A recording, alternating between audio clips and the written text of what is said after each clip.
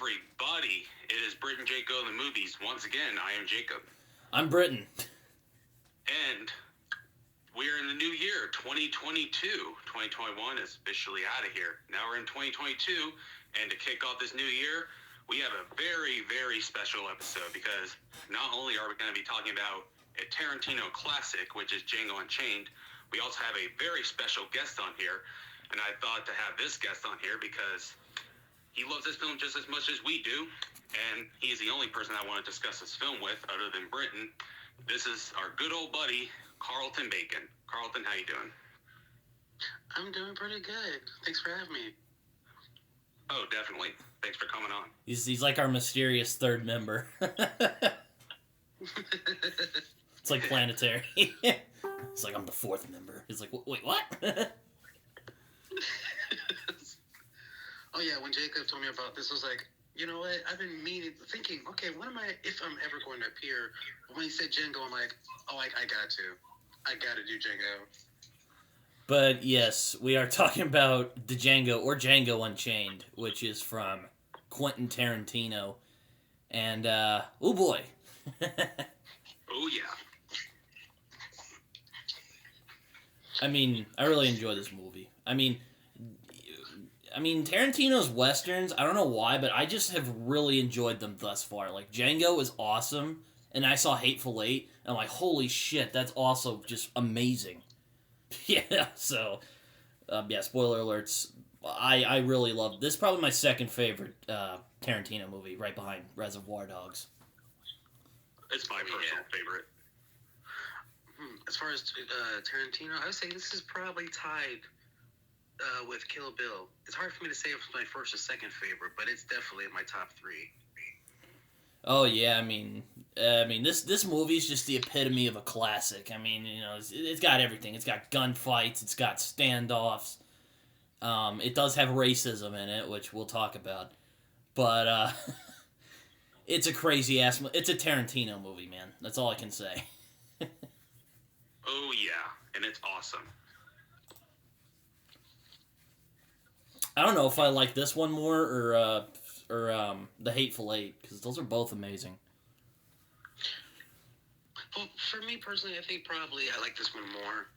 I mean, Hateful Eight is cool, and Hateful Eight is probably definitely one of his more funnier ones, but I think probably because Django has a decisive, just good, earned ending, I tend to lean more towards that one, and the concept of it is a little bit more relatable than Hateful Eight.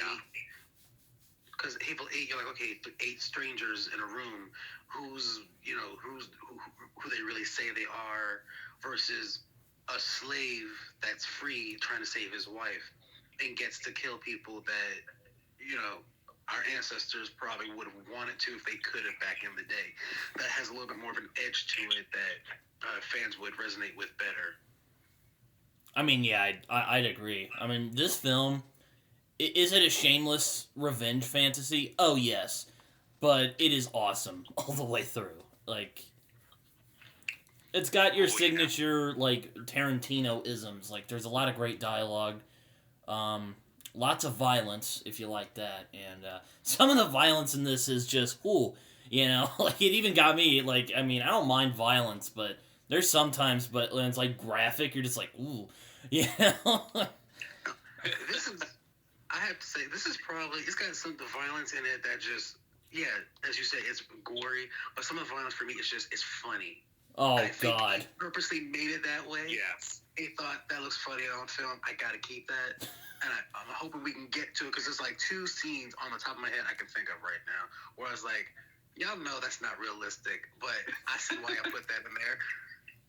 I mean, and I bet I know what you guys are probably thinking. Brit and Jake, you go from Spider-Man movies to Tarantino. Well, you know, that's just what we do on this channel. That's all I can say. Or not channel. I mean, this is my YouTube channel, but it's just that's what we do. And we got Carlton here. He's a big Tarantino fan. Very happy to have him on. Oh yeah, thank you. Oh yeah. So what's like our blurb thoughts on this before we like dive into this, you know, spaghetti masterpiece? Birth thoughts. Several things. One, it was. I remember it today as much as I did when I first saw this when it came out almost 10 years ago. And I didn't think I didn't think Quentin could outdo, Kill Bill or outdo Pulp Fiction or even Inglourious Bastards. And then he did this, and I would have to say, out of all his films, this one's probably the one that's the most focused. It's like I don't know, for lack of a better word, this one's more focused on what the mission is, on what the purpose is. Yeah, it's got these cool elements throughout that makes it, top tier. But it goes from the beginning, the middle, the end. It never loses track of what it's trying to do or what the main character's priority is. And for me, I like that the most out of all of his films. I think this one shows that the most. I agree. Just to steal the mic real quick. Yeah. This is, Tarantino he just fucking nails it when it comes to westerns. His westerns that he's made so far is probably some of the best stuff I've ever seen from him.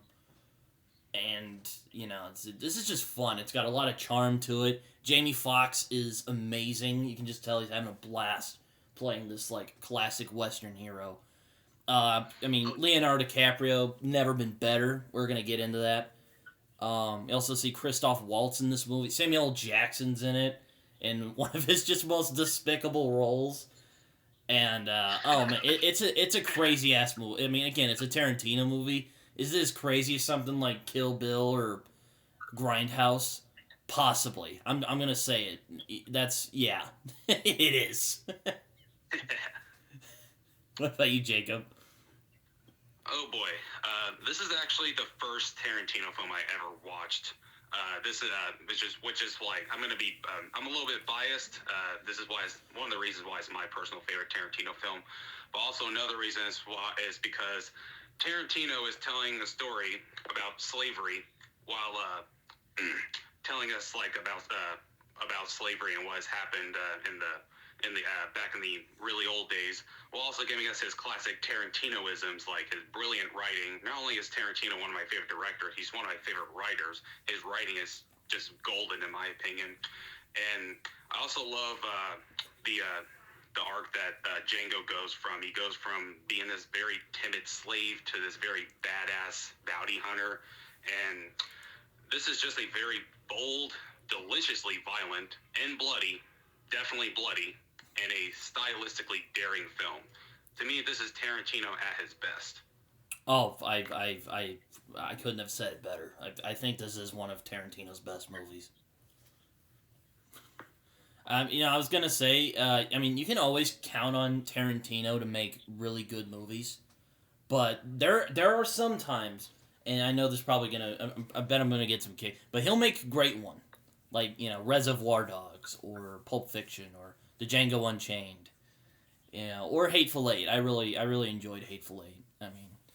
Hell, even Kill Bill's a lot of fun, but the Django's just one of my favorites because, again, it's just fun to watch. Every single time I see it, I'm like, oh, so good. Oh yeah, this is one of the very few Tarantino films that I see myself rewatching multiple times. Oh yeah, yes. And even when you see it multiple times, there's going to be a couple parts in the movie where you're going to get a little pissed off, but it's always rewarded because whoever was pissing you off in the film is going to get theirs. So you're like, it's easy to stomach to some of the despicable things that happens in it because our character Django finds a way to overcome whatever is going on in the scene or in the part of the story. It's just one of those. Probably one of why it's my favorite. Out of all his films, it's the most rewarding of the characters, their growths, what they go through, their arcs, and it's at the end of the day, the bad guys they lose, and Django gets he goes from being a slave to being free and to getting his wife back. You can't really, and you get to have humor and blood while watching all of that. That's being spoiled for choice, in my opinion. Oh yeah. Oh yeah. I mean, I was also going to mention Tarantino's one of those rare breeds, the writer-director who's happens to be really good at both. Because, I mean, I would probably say the Coen brothers are a little higher up there in my personal favorite writer-directors, but Tarantino's like top 5 at least. Like, he is amazing at both. Like, especially in like Inglourious Bastards or Reservoir Dogs, like he has that ability to keep the tension flowing even with dialogue, and even does that with Django as well. He does that beautifully in Django. Oh yeah. And even when action is not happening on the screen, whatever the characters are talking about, you're invested into it 100%, and that's. It's rare to keep the not rare, but it's hard to keep the audience attention when something big is not happening. So when you have the audience captivated by what they're saying, how they're saying it, what the conversation is, it's easily just as entertaining as the action. You know, you have someone who, one, understands their audience, two, understands their stories, but most importantly, one that understands their characters. Yeah. And that, to me, is what makes Tarantino pretty much a triple threat as far as filmmaking, because not a lot of directors can direct and write good dialogue when something exciting is not happening. Oh, most definitely. I mean, you know, and probably my favorite part of this movie, and this is kind of a love it or hate it about Tarantino, but the man just does not give a shit. You're gonna hear the N-word a lot in this movie. Like, you'll hear the N-word a lot. There's, like, violence against black people. Like, you know, and it's not to say that, you know, I think Tarantino, I mean, that's just absurd. But, you know, Tarantino doesn't give a fuck. He's like, you know what, I'm gonna try, you know, I'll just point this out. This isn't supposed to be historically accurate. But, you know, he does rather nicely capture the brutality of that era. Quite nicely. Oh, most definitely. Yeah, matter of fact, to my knowledge, I think the N-word is said literally 110 times throughout this film. Oh my god! You counted? Or you, like, looked that up? I did. I looked it up. It's 110 times. And and this is the one movie where it's like, the N-word is like the cherry on top. It makes the content that much richer. Like, when you see the beginning of the film, and you see Django and Dr. Schultz going into town, and you're seeing a doctor talk to this woman. He's like, hey, why don't you take this medicine? And he sees a black man on a horse. He's like, there's a nigger on that horse. It's probably the most liberal use of the N-word since, like, Blazing Saddles, which is another great film. Yeah. Oh, yeah. It's realistic, though. Very realistic. Yeah. Realistic and realistically funny. I like that it's both exaggerated and authentic, you know, like, you know, but, you know, that's for, like, the racism, like, they say the N-word a lot, and you're like, okay, this could come off as ridiculous under, like a lesser hand, but, I don't know, Tarantino just, like, works his magic and makes it work. And I think that's what gives it a pass, almost. One, because it's in this time period, you're like, yeah, that's what they would say. But two, it's like, it's Quentin Tarantino. If anyone's going to hit this in a way where it's going to sell, you pretty much, like, expect him. So you're like, oh, well, it's Quentin Tarantino doing it. Trust me, if he's doing it, it's fine. And then there's going to be a payoff. And in this case, you know, it makes the film more authentic, and it also makes it that much more entertaining. Because realistically back then, if they saw a black man on a horse riding and they're used to being slaves, they would probably say, look, there's a nigger on that horse. Or that nigger's staying in the big house. Like, oh yeah, if you found with a nigga in the big house, sure, your daddy's rolling his damn grave. I'm like, wow. I'm just giving no F's in this. Okay. I mean, and to the people who think that Tarantino is somehow they did not see this movie clearly, because this film is very anti-racist. The people who are racist in this movie get brutally murdered. Like, or they don't know their history, one or the other. Yeah, that too. But it's like, did you see this movie? He lampoons racism a lot in this movie. Oh yeah. And I think what I like about it the most, it can be funny and all that other stuff and accurate, but I think what he nailed the most in this was that you see you get a sense of basically throughout the movie how so just okay, or not okay, but how just normal it was back in the day. It was like, well, it wasn't like black people were gonna complain about this. They had no freedom, they had no rights back then. It was just as normal as someone drinking a bottle of tea or just having a sandwich. That was just what the norm was back then, and he captures that just so casually. It's so subtle as far as when they're having normal conversation that you kind of get used to it. And then in some scenes, it digs at you because you see like there's nothing they can do. That's just okay. Everyone's saying nigger. Everyone's saying this. Everyone's saying that. You're like, it's no racism. It's just from Quentin, it's not him being racist. It's just him showing this is how it was back then, and you see why it was a reason why Django does some of the things he does, because you got these white men here that treat them like dogs and have them fight for sport, for money, and whipping them for like breaking an egg. You're like, white people. He basically showing you white people were savages back then, and they pretty much just had no choice but to be used to it. Until Django says, "F that, get used to this gun." I like the way you die, boy. It's probably my favorite line of the whole movie. Oh, I think when he kills one of the brothers, that's when I knew. I mean, I already knew I was watching something special, but when I saw that scene, I'm like, oh, this is going to be way different than what I thought, and I'm all in. That's the thing when the film turned, when Django becomes, Django, while wearing that ugly blue berry suit.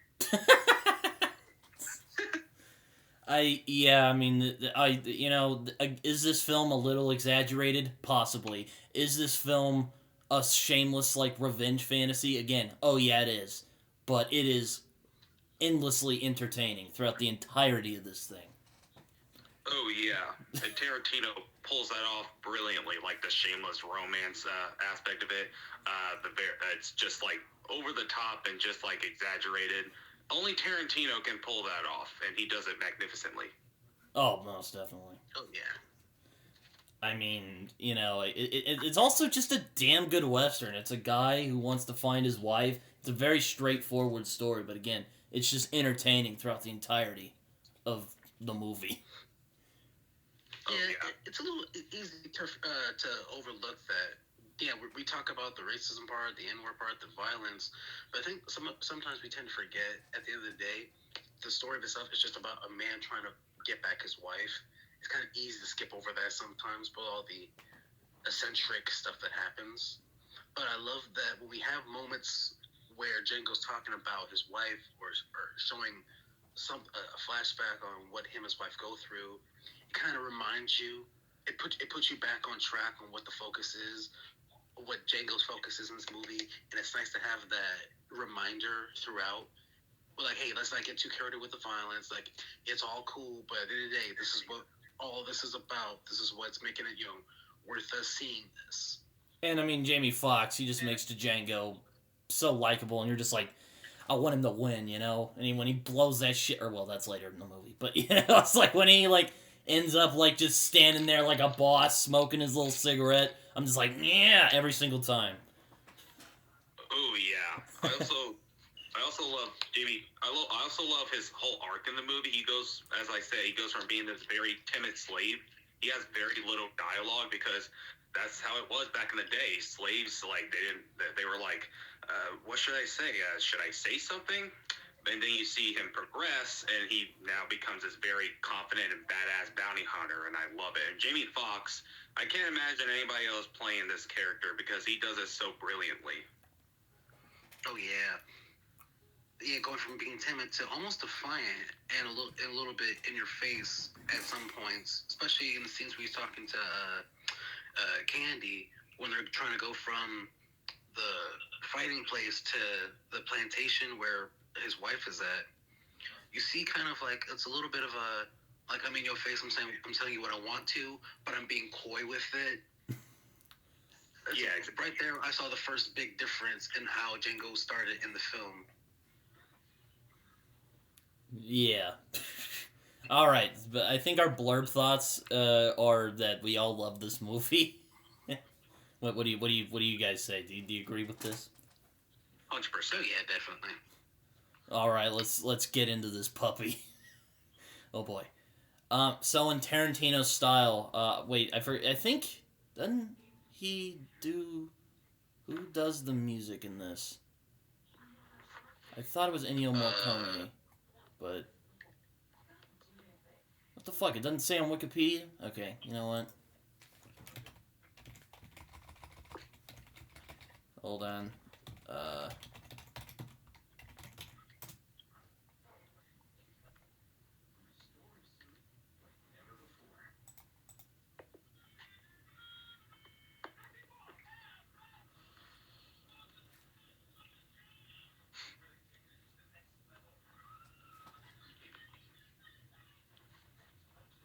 Man, fuck this. Like, it's like, ow. I think because I even started looking at myself. I'm like, okay, I see a dude named Ennio, however you want to say it,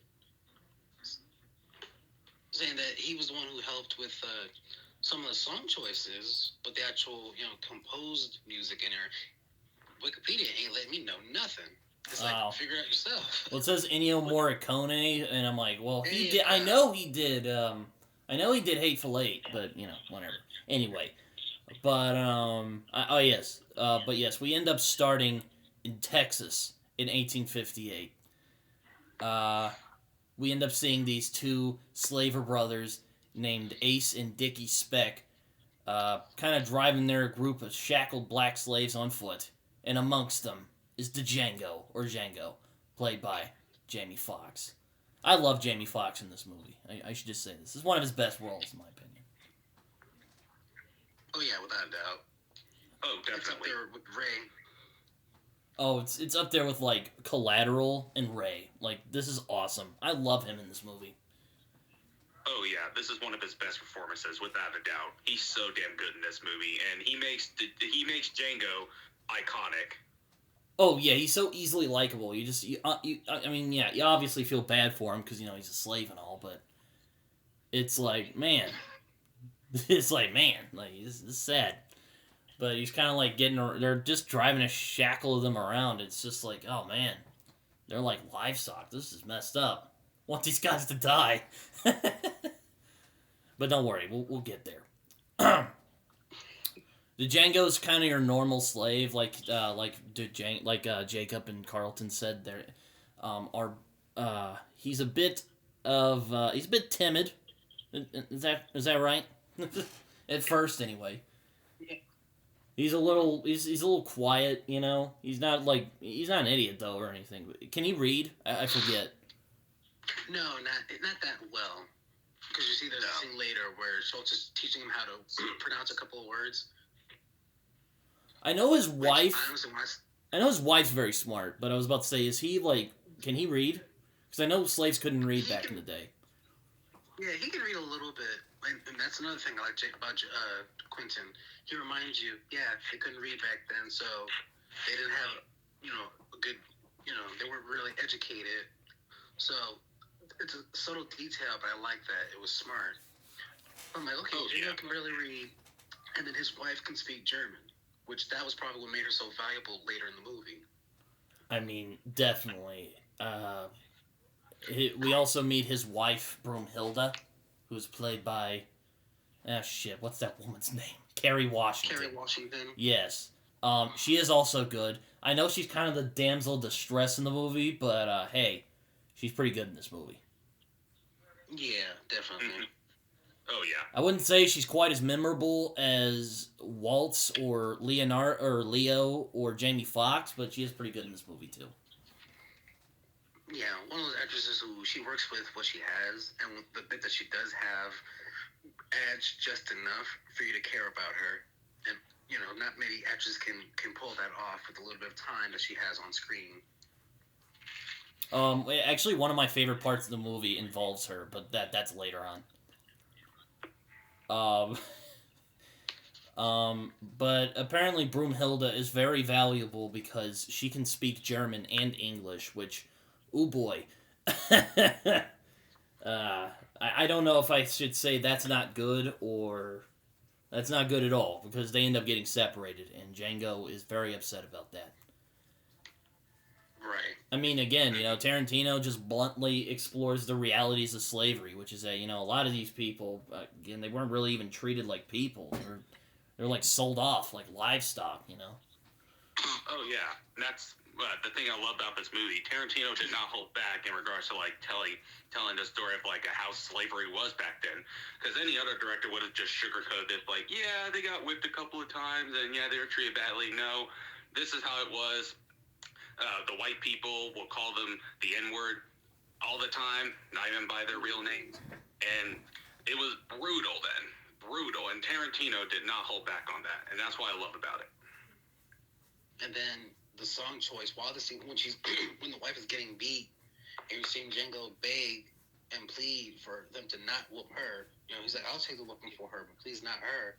When you're hearing that song playing in the background about freedom, like in that 2 minute of a scene, you feel their pain, you feel their sense of history of the things they have to go through together. And when you're seeing them, that shot when they're running together, trying to get away as fast as they can, like you already didn't need much persuasion, but you're even more persuaded to cheer for them and hope for them that they get away, because you're like, in that 2 minutes, you just basically talked about what it was like for 400 years that they had to go through, and you're like, you almost can't stomach it, and then luckily it cuts off. It goes to another scene, and you're like, okay, like he didn't want to hold back, but he didn't want to beat you over the head with it. He knew when to pull back and bring you back to the story. Yes. Yeah, I mean, it's brutal how they're treated in this movie. Like, they're getting, like, whipped. They, like, get dogs, turned on them. It's bad. I mean, it is a little exaggerated because, this is a very satirical movie in a lot of ways. But, when it gets to, like, the real brutal reality of slavery, like, he touches on it without, like a hitch. Oh, yeah, definitely. But he ends up getting separated from his wife, which is really sad. And you're like, damn, that sucks. And, and so cheaply. And so cheaply, too. It's like, God. Like, I'm not even worth, like, a little bit more than that? Like, you bastard. You can just slap a gigantic slavery is bad right on the screen. You're just like, oh my God, that's horrible. Like, when you have a bad fruit in the store you're just trying to get rid of, so you just put a penny on it. That's basically what Django was. That bad fruit they didn't want. Yeah, and Django's like, what the hell? Or he doesn't say that, but he's like, oh, God. No, but he shakes his head like, damn, like, I couldn't even be worth nothing. Like, you old crippled bastard. Yeah, and these two, like, brothers are just dicks. And, but yeah, they end up getting sold, and that sucks for Django, because he gets separated from his wife. Which becomes kind of his main motivation throughout the movies, that he becomes this famed bounty hunter, but also he wants to find his wife. Oh, yeah. Gets to kill certain white people for money while getting to search for his wife, so not a bad deal for someone during this time period. I mean, but after a while of kind of screwing around, they end up getting stopped by this guy called Dr. King Schultz, played by the magnificent Christoph Waltz. Once again, his second collaboration with Tarantino, I believe. Yes, sir. And, I mean, and a lot of people kind of think, and I know there's probably some people who think that Schultz is a, white savior to, Django, but I don't think that at all. It's more of a partnership. I really like the friendship that they make over the course of the movie. Right. Now, I wouldn't say savior. I say he's an example of what humanity wanted to be, what it should be. It was just a good man with a good heart that he needed someone's help, and he was able to do a good deed in the process, which he had no problem doing. And then the longer the film goes, he becomes a friend and a mentor figure. I think that's more so what he is, not a white savior. As I saw some people when this movie first came out, they were trying to paint him as that. I'm like, no, just a good man who just happened to be white, but a good man nonetheless. And you easily, within 30 seconds, know you're gonna love this character. Oh yeah, I think it's. I'm sorry. Oh yeah, I didn't think that when I first saw the movie. I just, as you said, Carlton, I didn't see him as this white savior. He's just a normal dude who just so happens to be white, who just like wanted to help Django out and was not only a friend but a mentor. Yeah, I mean, he's not just the kindly white guy who he feels so bad for this, poor slave who's just getting like his ass handed to him by some evil white guy. He's like a person. I think it's hilarious that he was once a dentist, which there's plenty of jokes about that in the movie, but this might just be headcanon, but I think that could be a reference to Doc Holliday, who was also a dentist before he became a Western legend. But anyway, hell of a coincidence if that's the case. And also Tombstone, great film. Watch Tombstone. It is amazing.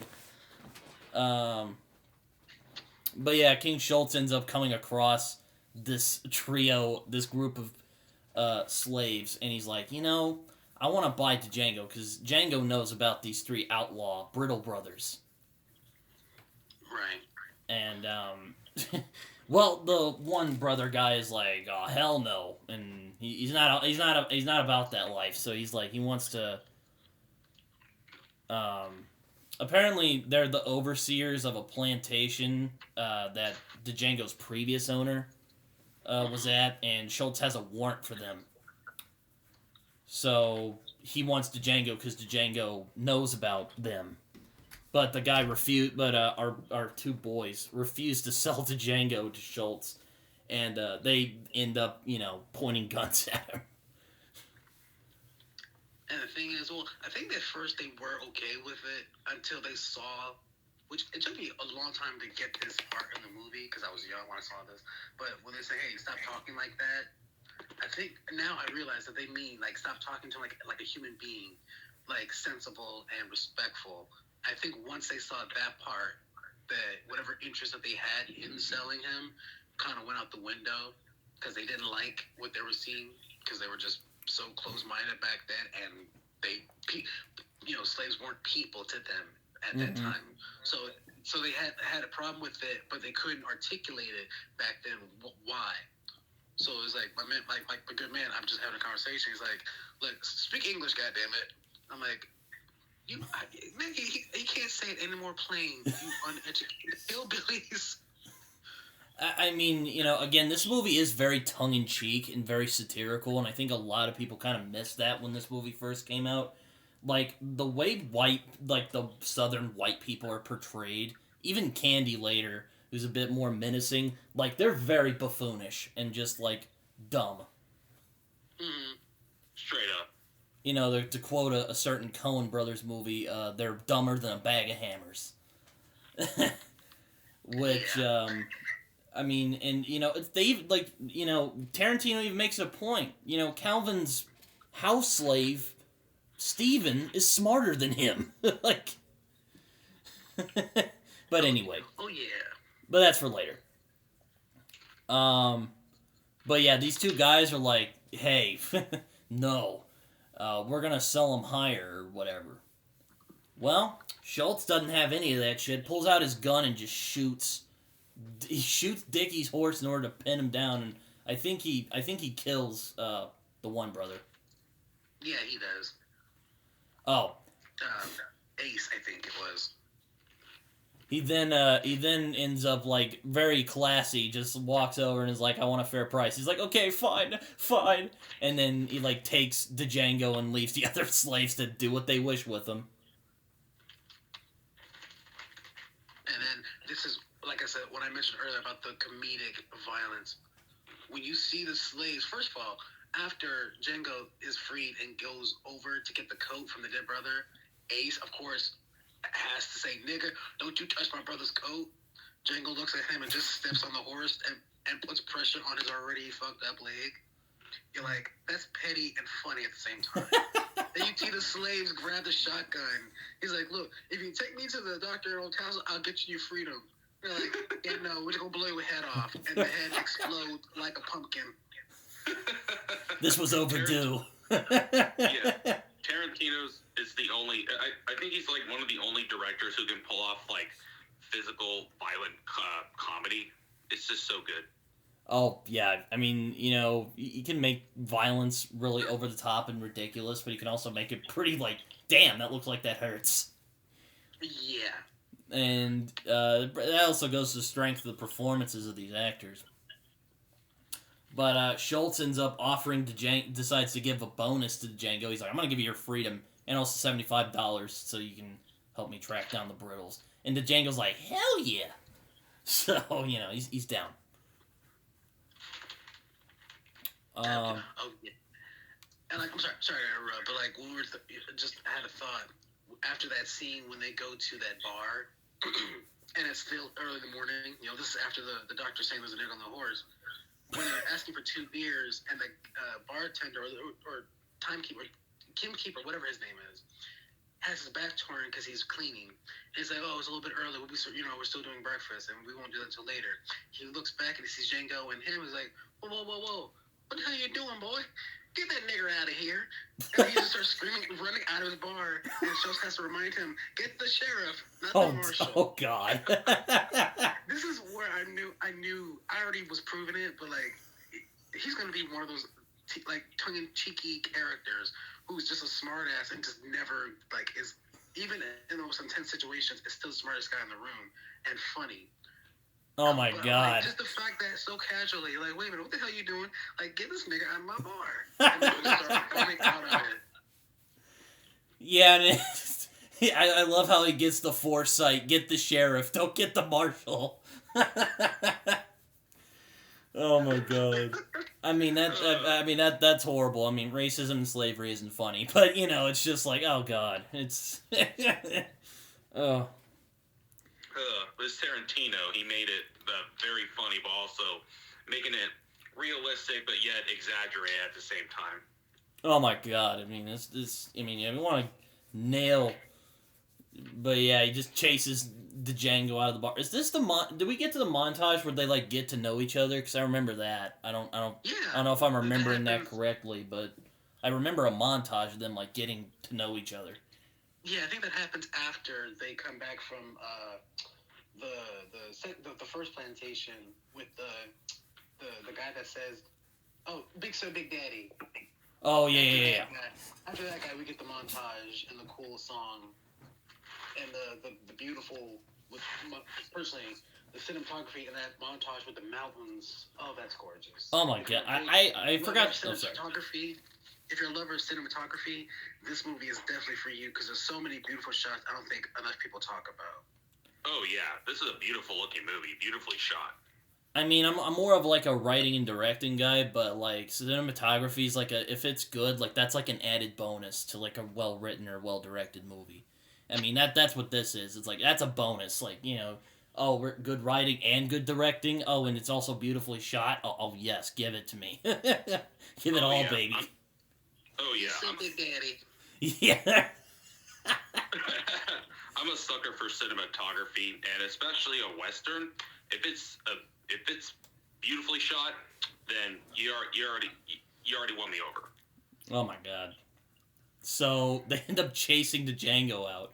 Or wait, didn't that where he first shows off his little skill with the Derringer? Yes, and that shocked the hell out of me when I first saw that. Oh my God, yeah. He has this little trick where he pulls out a Derringer and he shoots a guy, and it's like really funny. And he uses it up until like his part of the movie. But yeah, I love that. He's like a really smart bounty hunter. Like he'll just like, you know, like he'll just pull some guns out and he's just killing dudes. This man has weapons all over. He would make Batman blush with how prepared he is. Oh my God, yeah, he's like a Western superhero. He just has so many guns. Like, up his sleeve. It's ridiculous. And then I think the sheriff was was disguised as a sheriff, but he was really a criminal wanted, and that's why when he just literally the sheriff is like, why are you scaring all these nice people? You got nothing better to do to show your ass. The gun comes out of his sleeve. He just pops him right in the big fat belly. Blood spills out of him like if you just as casual as a pea. While he's on the ground, he's like, "What'd you do to our sheriff?" And off. I'm like, "That's what he does. What do I do to your sheriff? Shoot him in the head, and then some chick in the background faints. now you can get the marshal." He's just like, I shot him in the head. He's so casual too. He's like, "Yep, I did that." Get poor Bill out of the goddamn street.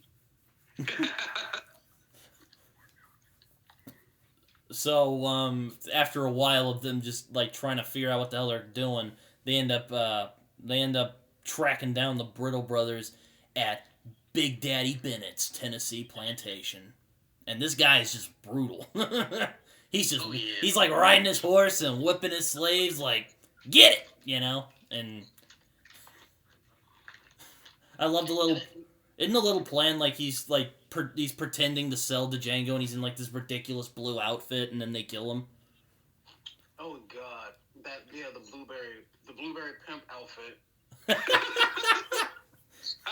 I love this scene because it's just like I don't know if this is like I don't know if again I remember a montage where they're getting to know each other, but I don't remember if it's after the Big Daddy scene or if it's before it. But it's after. Actually, it's after that, and it's after the scene with the dynamite and all that stuff. We'll get to that in a minute, but it's after all of that. Once they've established that their partnership, because they completed their deal by that point, and then they said, "Oh well, your wife. You know what? I feel bad. Let me help you get your wife back because you helped me with my thing."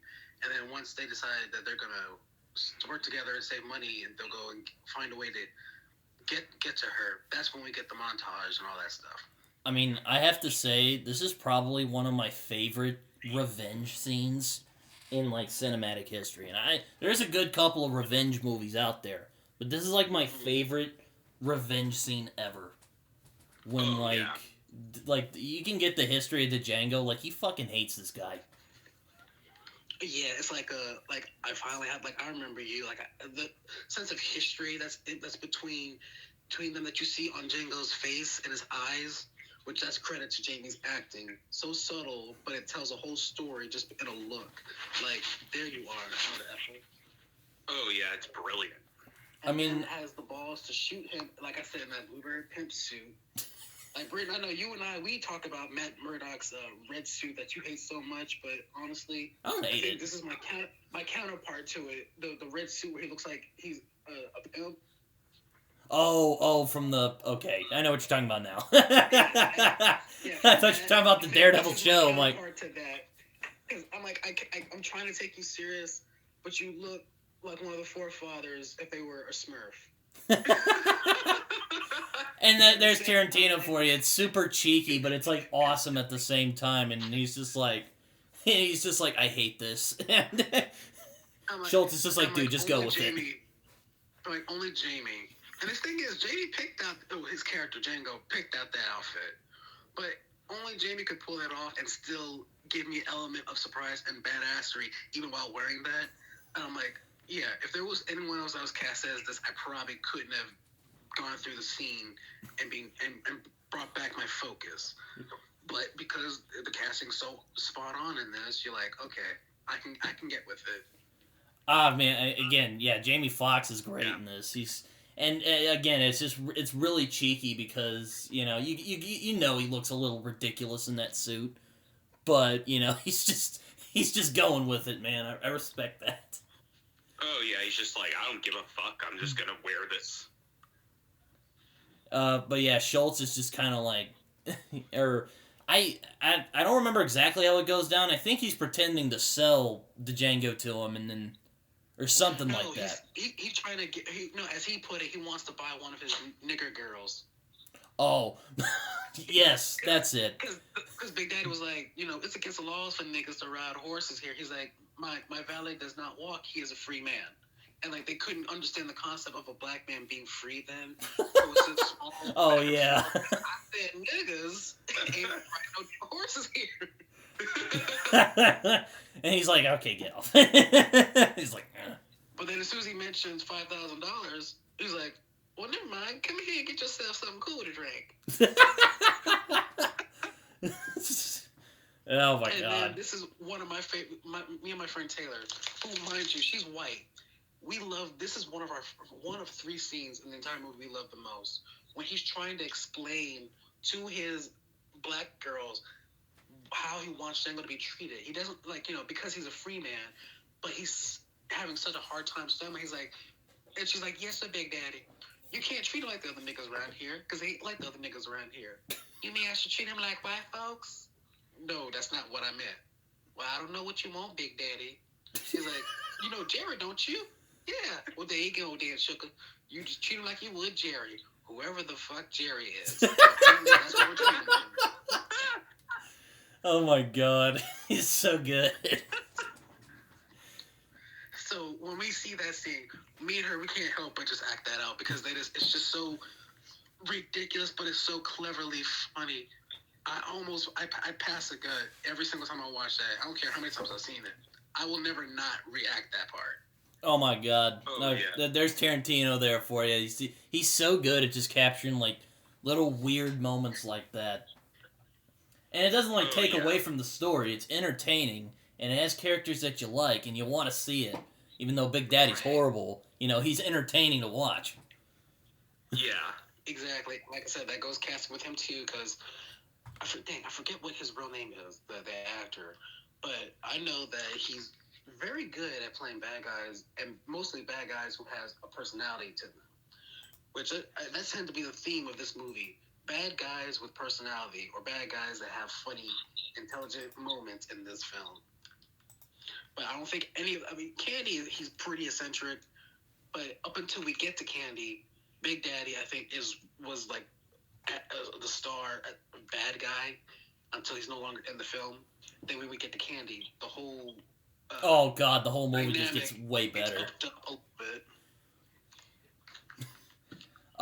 It's Don Johnson from Knives Out fame. That guy's actually been making kind of a comeback. Oh yeah. He's in Knives Out, and he was also in Dragged Across Concrete, which I also recommend. Very good movie. I'm gonna get to Knives Out one day because that looks like it's gonna be a fun ride. Oh my god! I usually don't like those prim and proper, detective mysteries, but that movie is awesome. Right. Oh, definitely. Daniel Craig is he's so good to the point where it's unfair. It's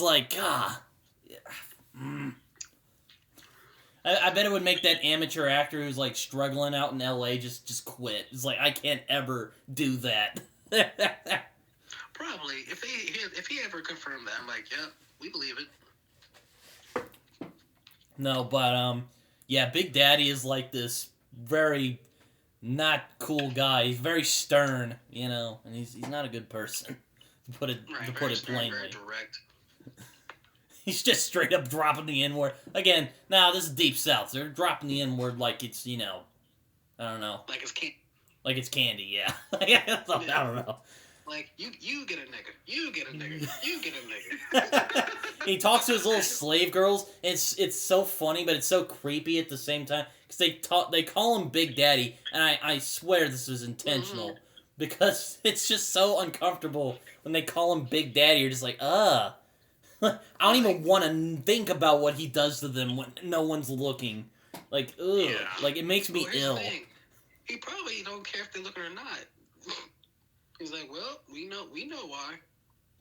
I mean, we know he ain't really big, but we got to because we slaves here.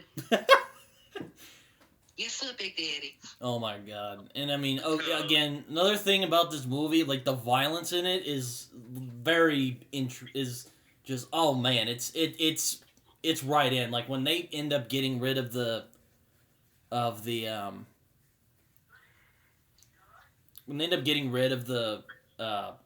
the Brittle Brothers, they shoot them right off the horses, and the blood just splatters on the rose or those little white on the cotton. On the cotton. Oh my god! Yeah. I don't know why, but I just love that. I always have to say it. I never miss opportunity to say, damn it, you done stained the cotton, nigga. I always say it. Yes, so it's so like I don't know why. I love that for some reason. His blood just gets on it, and they're like, "Wait, what the hell?" And they just like it's just it's beautiful. I love it. You give us 3 awesome moments with each of these Brittle Brothers. The first one when he gets shot through because he's wearing Bible verses on his shirt, getting ready to whoop a girl for breaking 1 egg, and he shoots it and says the line back to him that he was told when his wife was being beat, which is, "I like the way you die, boy." Oh my god, I love that. It's my favorite scene. This is one of my favorite scenes of the whole movie, where he just pulls the thing out and shoots the guy, and he's all like, "I like the way you die, boy." Just like he said back in the day. Oh my god, it's again one of my favorite revenge scenes ever. Yeah, and then you see the reaction. They're so shocked they can't process what they just saw. It's so great. That scene wasn't already good enough. Then you got the second one, who's an idiot. He can't even get his gun out. Soon as Django grabs that whip and goes to town on him and whoops him like a kid trying to get candy in the store, when your mama told you no. Then you see that shot of the whip going across his face. You're like, oh god. My ancestors are feeling this scene so much, and they thank you. Oh yeah, I love it. I love it. Like, y'all want to see some? Almost like y'all want to see a dead body. Just starts beating the shit out of him. It turns into this like violent extravaganza. It's beautiful. Oh yeah. And then when we get to the final Brittle Brother, we have, I think this is one of the most underrated lines. He's like, "Are you sure? What sure? Like, are you positive?" "I don't know what positive means." He's like, "Are you sure?" "Yes, I'm sure that's Ellis Brittle." Bam. "Oh, I'm positive he did." Yeah, it's good too. Where did you come up with this line, Quentin? Because this is probably one of the most smartest, like I said, underrated lines ever. Like, to think of that quip. Like, "I'm positive he did."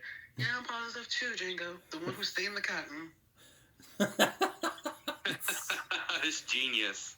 And then Big Daddy comes out and is like, "What the hell is this? You just killed my 3 best guys." He's like, "We have a warrant for," and Schultz just like, he pulls on those like sophisticated stuff. He's like, "Yo, I'm a bounty hunter."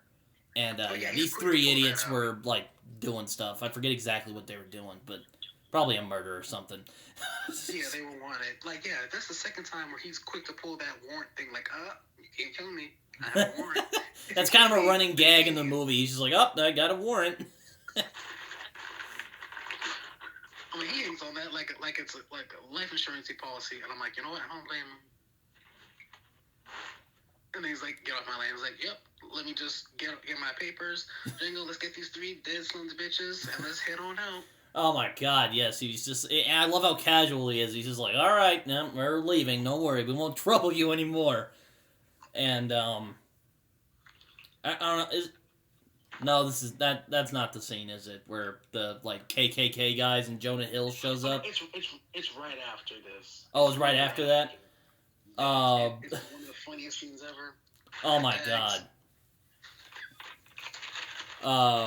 But so Bennett's like, "Okay, fine, you 2 can leave," but they end up leaving. But you know, Big Daddy decides, "I'm gonna fucking kill these guys." So they end up sending a posse after him, but it doesn't go very well. They can't even get past the back part. I'm like, "Yep, this is gonna go well." I love how he just blows them all up.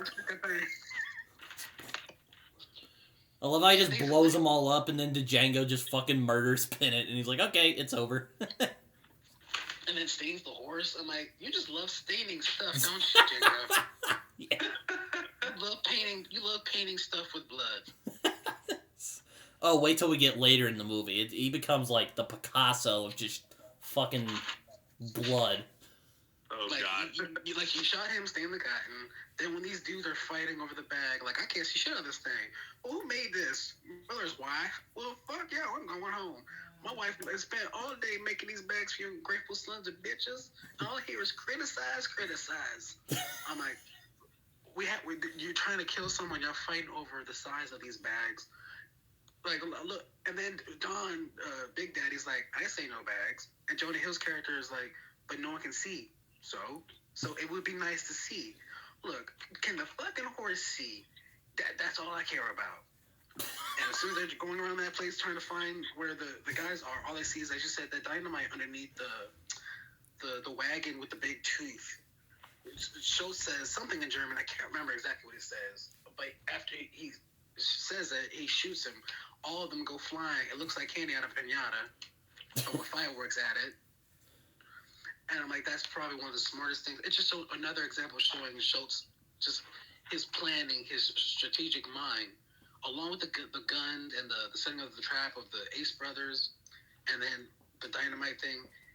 More and more, you just have more reason on why you just love Schultz's character, and why the bonding of these two. Because after he does that, he lets Django get the shot for Big Daddy, and he takes his time with it. But as soon as he fires and he hits them, you're like, oh, that Django got his first. Well, I won't say his first kill, but his first, I guess, shot. First kill that was important. Oh, and, man. This is where he starts his career as a bounty hunter with Schultz, and it's just a really, really smart, really poetic scene. What do you think, Jacob? Most definitely. Carlton could have said it better. As Carlton said, you see Schwartz strategizing, and you see him that he's more than just, and this is proven to all the people who have said, oh, he's just a white savior. No, he's actually really smart guy, very strategic, and you can really see that here, and it's magnificent. Yeah, also, I should just say, the scene with the idiotic KKK guys, oh, that's just hilarious. I love that. It's just so funny. I love it. That's, again, just classic Tarantino. It's just like, this scene would have probably gotten cut if someone else made it, but it's like, it's Tarantino, that's his thing, we'll just let him do it, and it's freaking hilarious. Again, just kind of speaks that really satirical element of this movie. I can imagine when the editors or the MPA, whoever, when they saw this scene, they were probably laughing so hard, they made sure that this scene stayed in the film. Like, too funny to us. Ain't no way in hell I'm cutting this out. Like, nope. Sure, you can keep that scene in there. That's my favorite scene. You can do whatever you want as long as that scene's in there. He's just like slapping his knees, like, I'm keeping that I'm keeping that scene in the movie. But oh man, it's so good. And Jonah Hill's in it. And apparently he was in it because he had wanted to work. He's a big movie buff, and he wanted to work with Tarantino forever. And so he took this scene. He took this role, and it was really good. Yeah, I didn't even know until I think maybe the second, third, fourth time I saw this. I'm like, wait a minute. Is that the dude from Superbad? Oh, shoot, I didn't recognize him. I was like, okay, cool. I'm like, technically, this is the first time him and Leo DiCaprio in a movie together. And then the next year, they're in Wolf of Wall Street. And then that's when you realize, oh, yeah, they did work with each other in the first one. They don't have a scene together, but you're like, oh, okay, cool. I remember, Jonah Hill, he's kind of, I don't know the right word for this. He has been criticized, and I don't love every movie he's been in, though. Superbad. Mwah! Phenomenal movie. But I think, I do think he's a good actor when he puts his mind to the task, like Wolf of Wall Street. He's good in that movie. And he's only in this for like 5 minutes, but again, just everybody in this scene is hilarious. And he commits. Even though he's not in it long, he's committed to whatever little bit his character has to do. He's committed fully, and you can see that. He's just, I don't think he gets enough credit for the things that he can do. Have all his movies been great? No, but I never think it's because of ever it's him if the movie doesn't work. Because, as you said, when you see Superbad, that's where he was at his peak comically. So you're like, if anyone can do comedy, he's one of those people. So if he's used right, the scene or the movie itself becomes a little bit better. And I definitely think the little bit that he has here, he's pretty smart. He's like, okay. He's us in that scene. He's like, okay, I'm confused. Look, are the bags on or off? What are we doing?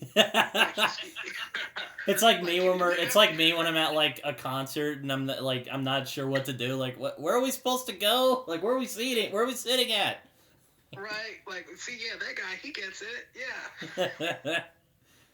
No, but like Carlton said, I think his peak was Superbad, which if you don't think Jonah Hill can't be funny, just watch Superbad. He is hilarious in that movie.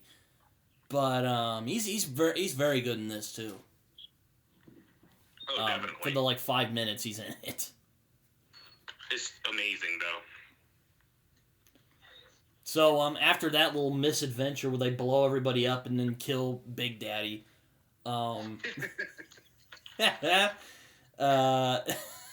Big Daddy, oh my god. I bet there's a sex joke somewhere in there, but I can't remember it at the moment. I'm sure. Like I said, he may be called Big Daddy, but he probably ain't big. Oh man. So the Django and Schultz are about to split ways, but Schultz is kind of taking a liking to our boy Django, and also he empathizes with his plight of him having lost his wife. So he's like, okay, we're gonna go find her, and he's like, cool.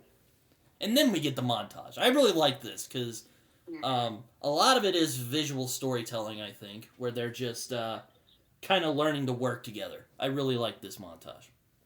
Right. No, there's no dialogue. It's just the music and the shots. And there's one particular shot in the middle of the montage where it's Brumilda bathing somewhere. I don't know, some sort of waters or whatever. And you're like, it's shot in a way, it's not clear, it leaves up to your imagination, but it's shot in a way where it's like, that's probably what it's a memory. It's what it's on Django's mind, seeing his beautiful wife peaceful, somewhere peaceful, away from just people in general. And the way it goes with the montage, it's just so fluent and so, it flows so well. You almost don't realize, like, oh, no, this is not something that's really happening. It's something that's probably in his mind, or maybe it's a memory. But it goes so well with the shot. It's just so smartly done. I don't think it gets enough credit on how it's done, along with the cinematography that we were talking about earlier. It's like Django. It's like Quentin took this moment to go, yeah, let's have a break from the funny stuff. Let's have a break from the dialogue, whatever. Let's just have a beautiful a minute and a half montage of just visual, old school storytelling where no words need to be said. It's just through the action of what you're seeing, you're seeing the story speak for itself. And only a smart director, a smart writer can pull that off and prove I don't need dialogue in a scene to sell my movies. He's not a one-trick pony. He's multi-talented. He shows that in this scene, and it's so well done. Oh yeah, that's one. It's one of my. It's the reason why it's my favorite Tarantino film is because this montage scene, all visual storytelling, and where you see Django flashbacks with all that, it's seamless. And Tarantino pulls it off magnificently. And as Carlton said, we're walking away from Tarantino's just like, yeah, enough like my typical Tarantino-isms. I'm gonna tell this I'm gonna have this montage on good old storytelling on what Django's life was, and it's beautiful. And I don't think this scene gets enough credit that it deserves. I mean, everyone knows, Tarantino's the dialogue guy, but, he can do visual storytelling pretty well, too, when he puts his mind to the task. His dialogue is obviously great. You want to watch, he's like, Tarantino's like, I will give you some greatness if you want some dialogue. But he's not bad at visual storytelling either. And, we don't really even need words for this scene. It's just them getting to know each other and them racking up bounties at first. Right. It's the old school rule of filmmaking. Show, not tell. Yeah, precisely. I'm not one who likes to shout, show, don't tell into the camera, but, that is, if you want to get across your point and do it really well, visual storytelling is a good way to do it. You want to, don't be George Lucas who's just like, you underestimate my power. Don't do that. Oh, God. I think you gave me a flashback that I wasn't prepared for. Oh, God. Imagine if Tarantino made the prequels. That would have been interesting. Everybody would die. Oh my God, everybody would die. Yoda would do a flip and cut someone's head off. Did you? Oh, yes, motherfucker. And then like Samuel Jackson just fucking gives like a dramatic speech and then just fucking kills Palpatine. The scene where Samuel gets killed and just falls, that's how it would be. If someone would be in the middle of a speech, they're dead. Ah! He saved the galaxy. And look, knowing Quentin, he would have Samuel say, "Motherfucker." Oh man. But anyways, they end up getting some bounties. Django gets his first one, and he collects the handbill as a memento, which he keeps throughout the movie. Mm-hmm. Which is pretty cool, I guess. That's a really cool detail that he keeps the handbill. And yeah, after being taught how to read and stuff. Yes. So he and Schultz end up racking up some good cash before the spring. And that's when they end up traveling to Mississippi and learn what happened to Broomhilda. Luckily, she's alive, but unluckily, she's working for one of the worst people you could imagine. Calvin J. Candie, and played by Leonardo DiCaprio. And oh boy, man, I'm gonna let you guys take this before I level on about this greatness. But what do you guys think of Leo in this movie? Oh, he's the real Big Daddy. He's a real Big Daddy, miss. Like Commissioner, yes sir, Big Daddy. Monsieur Candie. Which I'm like, okay, because when I was watching this the first time, and I'm like, okay, I know Leo's supposed to be in this movie, and I didn't know what his role was. I'm like, okay, when are we gonna see him? Then I realized, wait a minute, if we've gone this long, we haven't seen him yet. That means that when we do introduce him, there's gonna be some shit. So then I actually started dreading it. I'm like, oh hell. Then when we get to the part where the lawyer is like, oh, he's not really French. Don't speak French to him. It's embarrassing. I'm like, nigga. Well, okay, whatever. Then we get to the scene with the fighting. These two black dudes fighting look like a typical night in Harlem, the way they're fighting each other on the floor. Then we see Leo's back towards us, saying, nice and calmly, and we're smoking his long Quilla DeVille cigarette. Like, quit stalling. What y'all here for? He's like, I'm just bored. Looks like a bit of fun. Turns around, shows us that beautiful, beautiful, handsome face of him, and I'm like, there's Jack from Titanic. I'm like, that's when I knew in that one look, we had finally entered the impasse, the climax of what the story is going to be for the rest of the film. Oh man! And I was excited to see what he was going to do. I was excited, but boy, oh boy, can I say I was not prepared. What do you think of? What do you think of Leo in this movie, Jacob? Oh boy, I didn't. The first time I watched it, I knew that Leo was in the movie, but I only knew him from like the classic memes of Leo, the classic memes from that Django Unchained of Leo. But I wasn't prepared. I didn't know what to expect.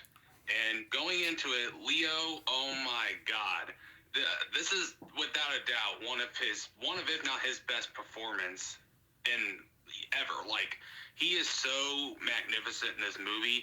It's one of those roles that you wouldn't imagine Leo playing. Like, I don't like immediately like think of like, oh yeah, I see Leo playing this type of guy. But no, and Leo proven that he's a fantastic actor.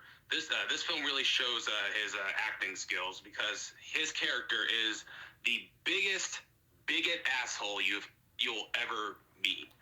Like, Leo plays it so brilliantly that you just hate his guts. And that is some of the best acting, is when you hate a person's guts, while also being hilarious at the same time, which is hard to pull off. And Leo pulls that off beautifully.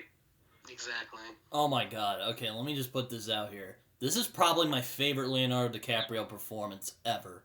The way he combines just this buffoon of a character.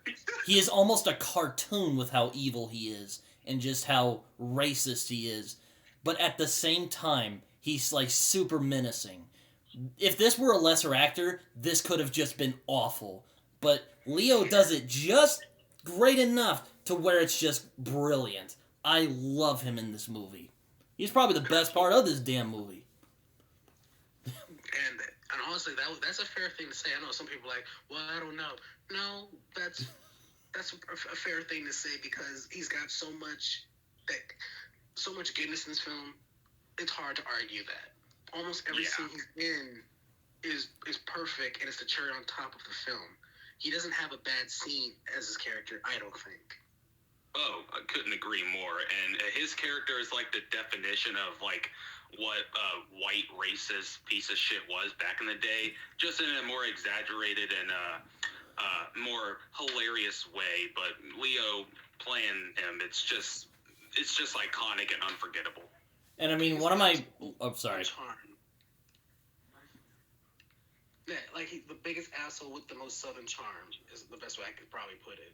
Yeah, he's like the biggest stereotype of the like faux, affable, like southern gentleman, but he then turns into this just freaking monster in like 2 seconds. I love his introduction too, because it's like his back is to the camera and then he turns around and just cuts to his face. It's all super like Western-like. Oh, I love it. It's so good. Or maybe I'm thinking of something else, but that's what I remember from the movie. Oh yeah, no, it's exactly that. It's exactly that. He's just like, hello, and it just like slips to his face. I love it. Oh my god, it's so good. And you see how much of a hearty time he's having seeing two black men just beat each other to death. It's like watching a UFC fight for him, but in person. Oh my god, yeah, he's like, Yeah, exactly. Again, this could have gone very wrong if someone else like who was not as skilled played this role. And a little funny anecdote which we referred to earlier, but Leo was kind of uncomfortable with saying the N-word a lot. But Samuel L. Jackson was like, man, motherfucker, this is just another Tuesday for us, all right? It's fine. Exactly. I love that. I love that. I'm so glad he was convinced to do this because I mean, there's probably other actors that could have done this, but they're not Leo. And it's like, I don't want to like disregard other actors, but at the same time, in this case, it's true. Another actor probably wouldn't have the right amount of seriousness, over-the-topness, charm, and smoothness to pull off, Calvin Candie. So almost to a point where you kind of, you forget he's Leo, and you think you're seeing a real person, real Calvin Candie on screen every time he does something. And that's power and strength in the actor that's easily demonstrated in the film. Oh, most definitely. I've always knew Leo was a great actor. I've mostly seen him in films like Titanic or Catch Me If You Can. But seeing this film, he has proven to me that he is a brilliant actor. And I was like, yeah, this guy, he's one of my favorite actors after seeing this film. The culmination of just like, as Britton said, just menacing and just being over the top and just like being so eccentric. Leo, man, you should have gotten an Oscar nomination. I don't know if you did, but you probably didn't because the Oscars suck. Man, you were so fucking magnificent. Yeah. He should have gotten it. Jamie damn sure should have gotten one. I'm still mad. I don't care how long it's been. I'm still mad that he didn't get something for this. Yeah. Oh my god. I mean... Even Quentin said, like, Jamie should have gotten something for this. I mean, he got something, but Jamie and Leo, they didn't. I was like, bullshit. Bullshit. Man, what the hell? No, I mean... Bullshit. I mean, this and The Revenant are probably my favorite Leo performances. Because it's those... In those two movies, I felt him just completely disappear in the movie. Like, not to say any of his other roles are bad or anything. It's just like, I've never really seen him disappear into a role before. And like, until this one. The closest one I saw him disappear into a role for me was The Aviator. Oh yeah, that too. I forgot about that. That's the one that made me fall in love with him. Well, actually, no, I take that back. Was Eating Gilbert Grape? That one is, I think. Oh yeah. Oh yeah, I forgot about that one. He's amazing in that movie. People thought he was really mentally retarded because of that, and he's like, "No, I'm just acting." It's like, no, I'm mentally sound. I'm like, I guess that's a compliment. Nigga, I thought you was really retarded. It's like Hilary Swank. It's like Hilary Swank in Boys Don't Cry. I don't know if any of y'all have ever seen that. Oh my god, yes. Yeah, yes. Everyone's like, "Oh wow, that dude was a boy. I thought you was a boy." You know, it's like. I know this is Django, but I gotta say that one is probably one of my favorites. I've never seen someone be so convincing as a hot man than her. And then you're like, okay, I think I'm sexually confused now. But you know what? It's Hilary Swank. No one's gonna give me shit for this. She's good looking as a woman. She's good looking as a man. Yeah, I said it. But anyway, yeah, but oh man, Leo is so good in this, and I'm glad that Quentin and the gang managed to get him to do this, because apparently from, what I heard, they were very reluctant to do, like, he was very reluctant to do this movie. Yeah, very. Because, of course, he's a decent person, he doesn't want to, he may date younger chicks, but he ain't, like, he's not racist. But, Samuel Jackson's like, you know what, man, we're good. This is just, it's just a movie, man. Goes from being very reluctant to giving us one of the best performances in the scene. I'm not going to jump ahead, but there's a particular scene in here later at the dinner table. Oh my god, I can't wait to get to that. Yeah, when we get to that, that's what makes me go, I think he used everything that he was uncomfortable about, and he put it in that one scene, and that's why that scene came out so well. But we'll get to that in a bit. I remember one of you guys said, like, I don't know what kind of dark place Leonardo went in to do this role, but man, A+, my man. Yeah. A+. This and Revenant, man, and maybe What's Eating Gilbert Grape. Like, that's just where he just vanished. And you're like, oh my god, he's so good. Oh yeah, he is so brilliant in this film. Yeah. Oh my lord. After we see the black dude, one of the fighters, gouge out the other dude's eyes, I think it gives us one of the first, one of the most classic scenes is where they're doing the Django scene. It's like, how do you spell it? And Django spells it for the Spanish dude that had lost money for the fight. He's like, the D is silent. I'm like, I didn't know. I don't think anyone knew in that moment that scene would be so memeable later. One of the most said lines from the film, the D is silent. Giggity. Yep. Oh my god, yeah, Leo's such a meme in this movie. Like, there's like one scene where he's like just doing like this face. Like, oh my god, they've memed the shit out of that scene. Oh yeah. He's sensation. Oh my god, he's like Bully McGuire. Oh god. I don't know if he's gotten the Bully McGuire levels, but it's up there, man. Facebook definitely appreciates it. It's like, well, this and Bully McGuire, yeah, if we don't have no other memes to use, we always got these two. Oh man, that's funny. I do mention that. Him and Toby are friends in real life. Very good friends, actually. Yeah. So yeah, funny to mention that. But yeah. Oh my god.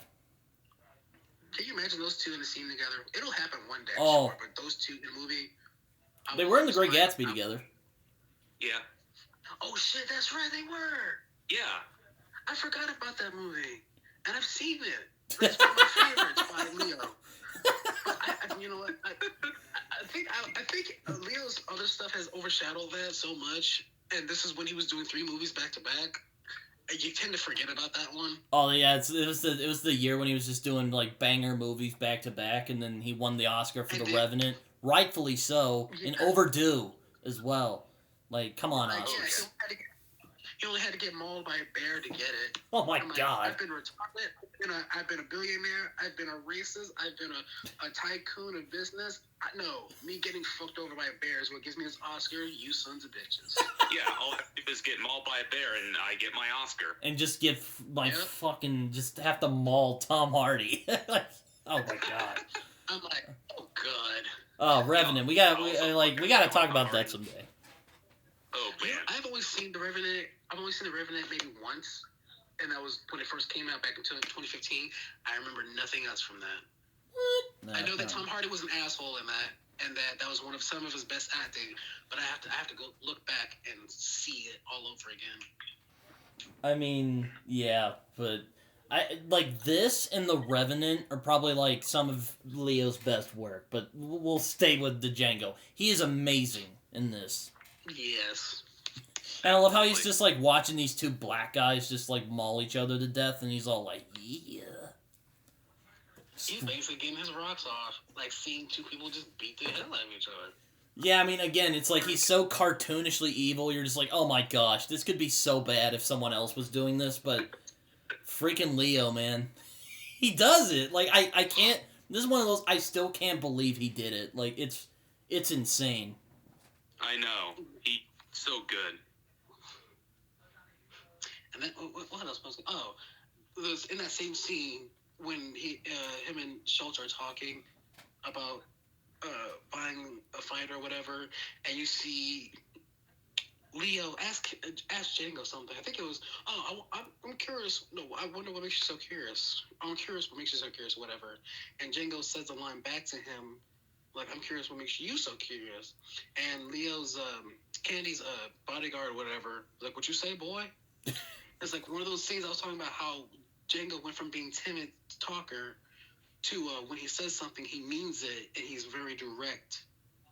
It's like he's getting bold, he's getting edgy, he's not caring. He's like, fuck all you white folks. He's got that mentality and attitude that comes out of his pores, and they're not used to a black man basically talking back or having the ability to talk back, being a free man.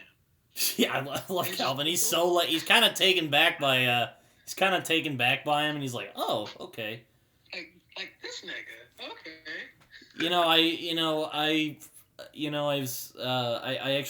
I didn't notice this till I looked at Wikipedia, but apparently the guy who plays Ace and the guy who plays like Candie's bodyguard, they're played by the same guy, James Remar from Dexter fame.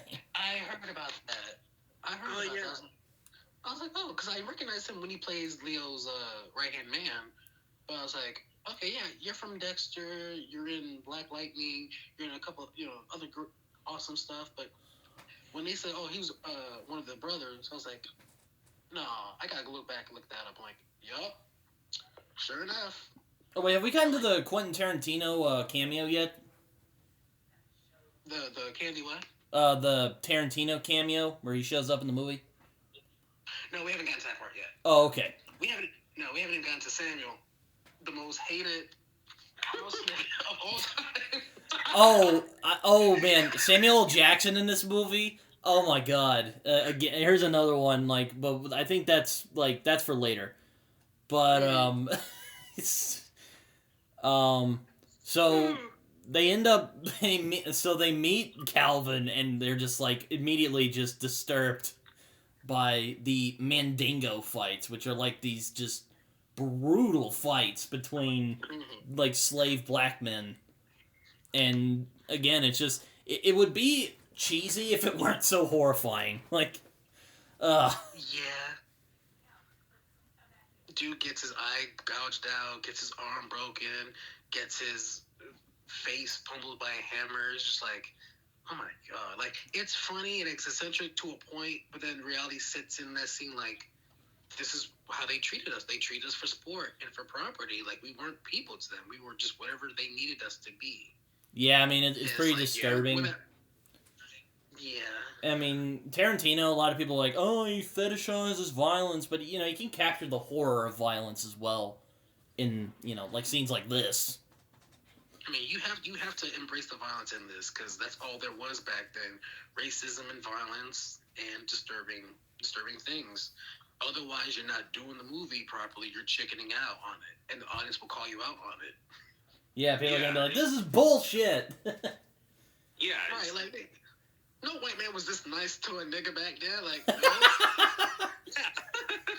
Bullshit. I want my money back. Some, bigoted guy who's, really, just wants to see some black people get... He's like, they were too nice to him, and he, gets out. I want my money back. And it's not just, mindless violence. This is how it really was back in the day. Yeah. As Carlton said, used as property. Mm-hmm. The violence is used almost like another character in this. The violence is hey, I'm doing my job. This is what it was. When there's violence, there's a purpose. It's for a reason. Yes. And so he knows what he's doing. He knows where it's not some people think Quentin is just he just does violence for the sake of it. No, he's smart with it. When it's in there for a reason. Just like in Pulp Fiction, when Samuel blows the guy away, he builds up to it. It's like foreplay. Before this awesome scene of that guy getting lit up like 4th of July firecrackers, Samuel has this buildup of terror, of the psychological fear in that man before we get to before you bust your nut. You're playing with a nipple and you're working your way up into this crescendo of a violent bloodbath, 5 seconds of shooting. In this, when something happens, it's right on the money. It's for a it's has purpose, and it leads to something later in the film. Yeah, the violence, as you said, Carlton, like it's a character itself, as you said. It has a purpose. It has a reasoning. It's not just mindless violence just for the sake of violence. Like, no, it is a character itself, and that's why Tarantino is one of my favorite directors. Like, he uses violence brilliantly and not just like for the sake of it. It's a character of his own in all of his movies. Oh, yeah, I mean, especially if you want to, like, look in them. Well, my personal favorite of his is Reservoir Dogs, which, contrarian, you just hate Pulp Fiction, even though I really like that movie, too. But I think Reservoir Dogs really captures that well. Just, like, you know, with Tim Roth just bleeding out on the floor, he's like, oh, shit, oh, you know, that shit looks painful. Right. A lot of people tend to forget that, but anyway. You can even say, like, in Reservoir Dogs, the scene where the dude's doing the twist, where the guy's tied to a chair. Like, that scene itself is violent, but it's there for a reason. It's the guys, creating fear. To showcase how fucking twisted that guy is. How Mr. Blonde is. Like, it may seem random to someone who doesn't understand, but no, nothing's ever random in a Quentin Tarantino film, ever.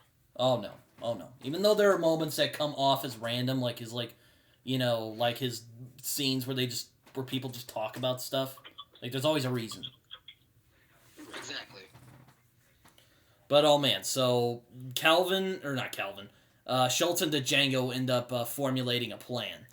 So they realize that Calvin's probably going to price Broomhilda, pretty high since since she's pretty valuable. So they're gonna give him $12,000, and for one of the best fighters. In hopes to acquire Broomhilda. Yeah. So they come up with this plan, and again shows you that they're not like idiots just like coming in. It's kind of like Indiana Jones. Like, they come up with a solid plan, but it kind of goes wrong. Yeah. It's like, the plan was, as you said, we'll buy them. Because we can't just go in there. Because, and Schultz gives him scenarios for Django to think, because he wants Django to not act on emotion. He wants him to learn how to have a strategic mind, too, if he's going to be in this line of work.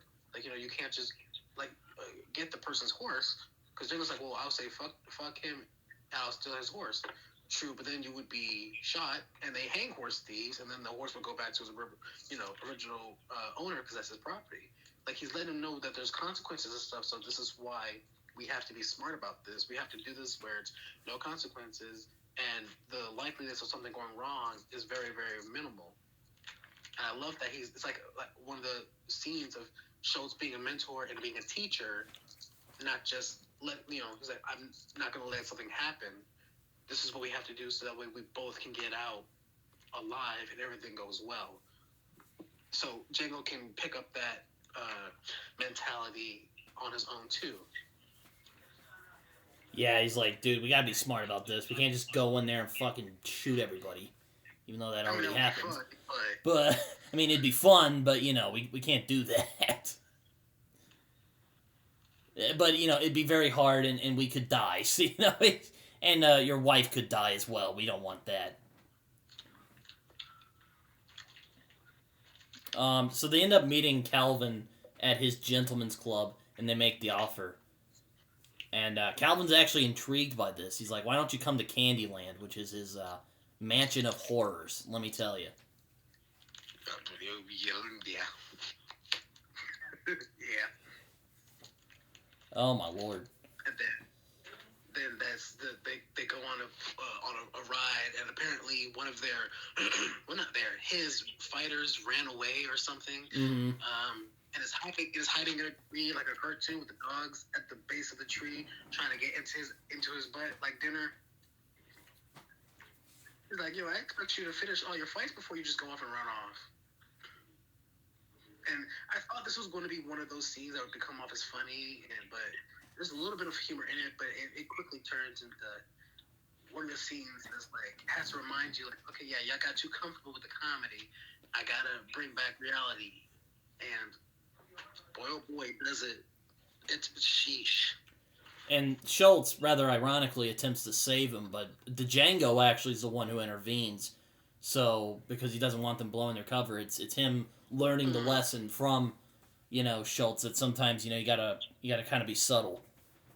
And they end up they're forced to watch as these dogs just fucking maul this dude to death. And Schultz, of course, is very saddened by this. Yeah, more than saddened, he's disturbed by it. He's like probably wondering like, how am I gonna get through this? Like seeing a human being, because everyone else is running towards it like it was a show. He was the only one sitting there quiet, realizing this is a human being being torn apart. Yeah, exactly. Django's probably thinking the same thing, but he more used to it than Schultz. It's easier for him to kind of hide his emotions about it and just continue on. He's like, yeah, if that happens, I'm no stranger to it. I hate it, but we gotta stay focused. So let's just go. Oh man, what do you think, Jacob? Oh yeah, Carlton could have said it better. Just like Schultz, just like disturbed and just like shocked look on like the dogs just mauling them. When I first saw that, I was like, God damn, like holy shit, like this film is just violent, and Tarantino does not give a shit, and that's why I love Tarantino so much. He does not give a shit. He does not hold back, and this scene is just a prime example. Oh, we're moving the F word territory. The dude doesn't give a fuck. He's like, I'm gonna maul a black guy to death on the camera. Or, well, he doesn't actually maul him to death. And then but shows his body being all... I think I could have sworn I saw a testicle coming out. Oh, my God. Oh, God. I saw that. Oh, I don't think I caught that. Like, Quentin has a thing about... Excuse my French, but he's got something about dick and balls in his film. Either they're getting shot off, or they're getting cut off. Like, The Hateful Eight. I love The Hateful Eight, but that one thing I can't stand is when Samuel gets his nuts blown off. I... look away from the screen every single time. Oh man! So unexpectedly, it is so no warning. There's never a warning with Quentin. It's just boom, your dick is gone. It's just I mean, I think as a guy, I think when people like hurt testicles in movies, you get like it's like we all have like a psychic link of phantom pain. It's just like God. I'm like, is this what a woman feels like when she sees childbirth? Oh my God! It gives her memories and flashbacks. My nuts. Oh my God! If you want to see that, Johnny English, man, that's a film, man. So many people get kicked in the nuts in that movie. Oh my God! Oh God! Jesus Lord! Oh my God! So, anyways, they end up going to Candyland, which is like this super, just southern plantation. And they end up meeting Steven, played by Samuel L. Jackson. And this guy, you almost feel pity for him, but then you realize this dude is a sadistic, just conniving bastard. Like, ugh. For the first 20 seconds of him, well, I'm like, hey, Steven, hello, my ass. Who this nigga on that snag? Like, oh, hello to you too, motherfucker. Like, he's a free man. Like this nigga here, that nigga there. I love how Jamie Foxx is just like, hey, Snowball, you want to know the name of my horse? You ask me. And then Samuel L. Jackson's like, just who the hell you know? Like, ass ain't gonna do shit. You gotta what you gonna do? What you gonna do? Call me motherfucker? Yeah, sure, yeah, my feelings. Then when he finds out he's gonna stay in the big house, he loses his shit. You would have thought that was his house that Candie was inviting him into. He gonna stay in the big house? In the big house. You got a problem with that? Oh no, I ain't got no problem unless you care about burning the sheets with this black motherfucker in there. He's like, these goddamn rooms ready. Just so McCandy. Your daddy rolling his goddamn grave. Can't believe you brought a nigga to stay in the big house. I love that part. Oh my God. It's a black guy who's like telling him, it's like, you're not being racist enough. Like, it's so good. Oh my God. You can tell he's not an ordinary house nigga because he's got so much free reign with his freedom of speech. It's like, It's almost like he's another part of the family.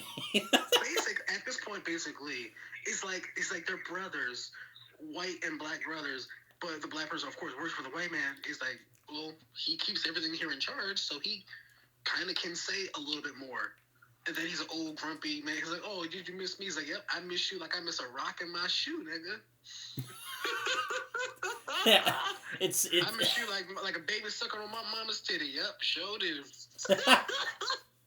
No, it's just like, oh my god, like, it's just like, when you see Calvin just kind of like take him, and you can just kind of see like Samuel L. Jackson just looks, I don't know if it's horrified or just like, ugh, or he's kind of disgusted by him or whatever. You almost feel pity for him, but then this dude is just like evil. You're just like, oh my god, this guy's awful. Oh yeah. I could be wrong about this, but I think personally, when he sees Django on the horse, I think that's when he realizes. Well, first of all, he proves later in the film that he's a lot more smarter than everyone else there, even if he doesn't show it. But in that moment, I think he knew this was different. He could feel it in that moment. Django was not an ordinary person. He just probably didn't know it then on how much unordinary he was. So that's probably what it hit his spirit wrong immediately, because he knows how black people are at that time were supposed to act and were supposed to be. But here you see this black man who's wordy, doesn't give an F, is on a horse, is a free man. So many things hit him all at once. He's like, I'm gonna have to keep my eye on you. Yeah, I love how. Sorry. That immediately starts off why these two don't like each other. Houseboy and Snowball. I love that Tarantino makes a point that Steven, played by Samuel L. Jackson brilliantly, he's smarter than everybody else there. Like, these people are dumbasses. Like, Calvin, he may be menacing. This dude's a fucking moron. It's even implied he can barely read. But Steven is, like, the smartest one out of all of them, because he immediately gets, like, the suspicion, like, this is fishy. I don't like this man. All these hillbilly-ass white folks, but I'm the smartest knife in the drawer. No, it's kind of like, okay, why is he so low? But I think it's just the whole thing is he just likes the power. Yeah, he's like, I'd rather be the hand of being the hand of the devil than to be in his path. Yeah, exactly. He's like, y'all can blame me for being a house nigga, but I'm smart. It's either that or be a slave, and I'm not going to be a slave. Oh, man. So, Broomhilda ends up seeing Django again, and they end up telling Broomhilda of their plan. But, yeah, that doesn't go very well, because Steven ends up overhearing this, and he's gonna tell, and he ends up deducing, I forget exactly how he puts it together, but he realizes that Broomhilda knows Django. Yeah, when he sees first of all, when we see the sister, who, by the way, let me see, this part is creepy as shit. Candie is way too happy to see his goddamn sister. Oh, yeah, just like that really... There's some incest implied here. I'm like, thank God we don't go too much into that. Thank God, because I don't just know. But when they're at the dinner table and the Brumilda's blouse or her dress is open up in the back and you can see the whip marks, and the sister says, Calvin, that's enough. I don't want to see whipped up niggers back at the table. So basically, she saved Django, because Django was getting ready to shoot twice. If you notice, twice in the movie, he was getting ready to shoot Candie. The first time, when they first arrive, and they talk about, Brumilda tried to run away, and they got her in the hole, and he was ready to shoot them for putting his wife through that, like, just spraying water on him and all that stuff. But he keeps his cool. The second time, when you've seen the whipped up marks on her back, he's ready to shoot then. And Steven picks up. He's like, based on how Django was reacting to it, he's like, he knows. So when he goes to talk to Brumilda, that fear that she was showing, that pretty much was confirmation for him that they know each other. He figured it out, proving he was the smartest person there. He's like, Calvin, let me talk to you. Let me have a rap with you real quick. These motherfuckers know each other. And then he has nerve to say, like, look, the correct word is, thank you, Steven. You're welcome, Calvin. While sipping on some wine and shit, like he owns the place. I'm like, this nigga here. Oh my god, I love, I just, it's like, oh my god. So, I think this is, we're almost to probably my favorite scene to the whole movie, and a lot of people's favorite scene in the movie. I think Carlton also loves the scene too. But, they end up sitting down for dinner to figure out what the hell's going on. And they're like, okay. And it goes very, very wrong because not only does Calvin reveal that he knows that Broomhilda and Django know each other, but yeah, it doesn't go very well. So, oh man. Do you guys want to take over the scene? 'Cause I just gotta power up before Jacob, you want to talk about Jacob Carlton, you want to talk about this? I want to power up before I talk about just the greatness of the scene. Oh boy. Here, I think Jacob, you say it first because I gotta get my thoughts together. Man, I think I need to get my thoughts together. Oh boy.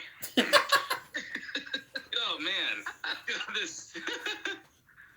Oh boy, this scene. I need to get my thoughts together, man. Oh boy. Because I could say a lot about the scene, but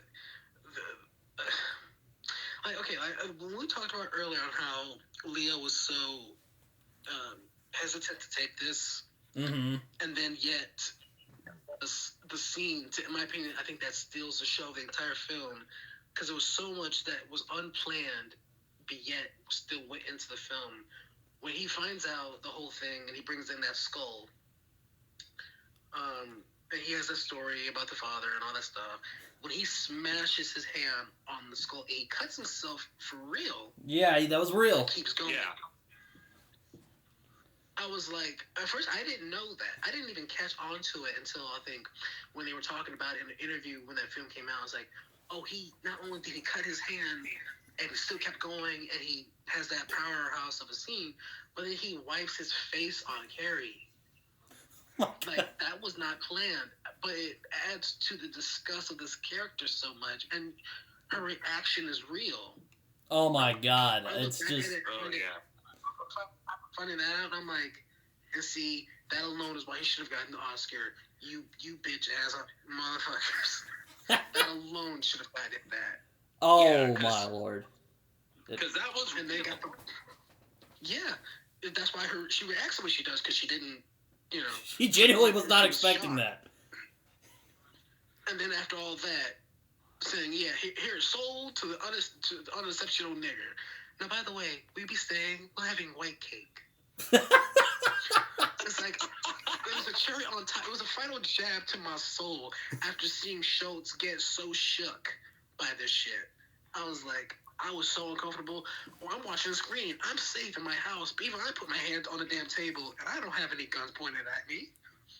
Yeah, I mean, oh my god, the tension in that scene, the dialogue, he just breaks, he's like, just breaks that shit. He's like, keep your hands flat on that tabletop, or I'll get I forget that dude's name, I'll get him with that sawed off, and he'll shoot you in the back with a sawed off, and yada yada, and it just goes on this rant about, you think you can trick me, and then he's all like, fine, I'll change the deal.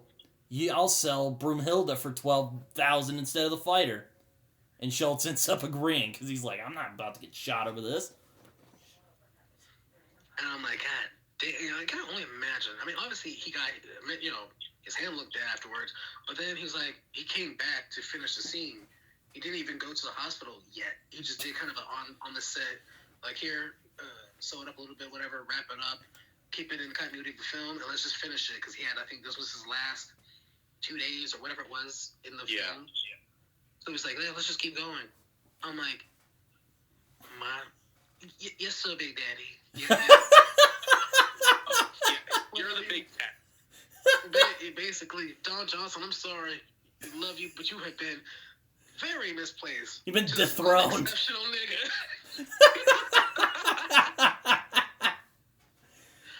Oh, but I love this scene. I love he just breaks it, and he just, like, smears her face with his blood, and that shit was real. And apparently that cut was serious. Like, he had to go to, like, the hospital and get like stitches for that. It was. Yeah. And like right after, everyone just stood up and clapped, and I'm like, fuck yeah. And, He deserves that if you're shit. Carrie, can you imagine, like, if you're Carrie, like, yeah, the scene, the result of it is perfect, but then, like, you wonder, like, if he had to tell, like, I'm sorry, I didn't tell you about it, I just did it, my bad, I swear I don't have anything. She's like, look, for that scene, you better win something. Like, I hope not. I hope the scene was worth it. I'm sure. I hope she understood because I mean, it worked. It worked out for the scene. I feel like she did. did. I feel like she did because when they asked her about it, she just said this was the scene that she loved of Leo, the performance-wise, the most.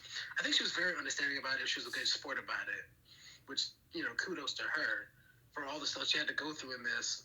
And not, you know, she could have easily been like an itch and saying, like, how dare you, like, that's so unprofessional, that's gross, you know. But no, she was like, it was perfect. Oh man, that's what filmmaking is. Yes. You have room for something magical to happen, and when it happens, you don't yell cut. You just let it happen, let the scene go where it's gonna go. But yeah, I mean, Tarantino, man, that's not even Tarantino magic. That's just the magic of acting right there. That's all I can say on that. I mean, Definitely. yeah, that's Tarantino's dialogue, but, you know, the way that Leo just did it, man, like, that's the magic of great acting right there. Oh, most definitely. I mean, hell, this whole sequence is amazing, and it gets better from here, like, let me just say. Oh, yeah. It's like it gets better and worse at the same time. Yeah, exactly. Yeah, exactly.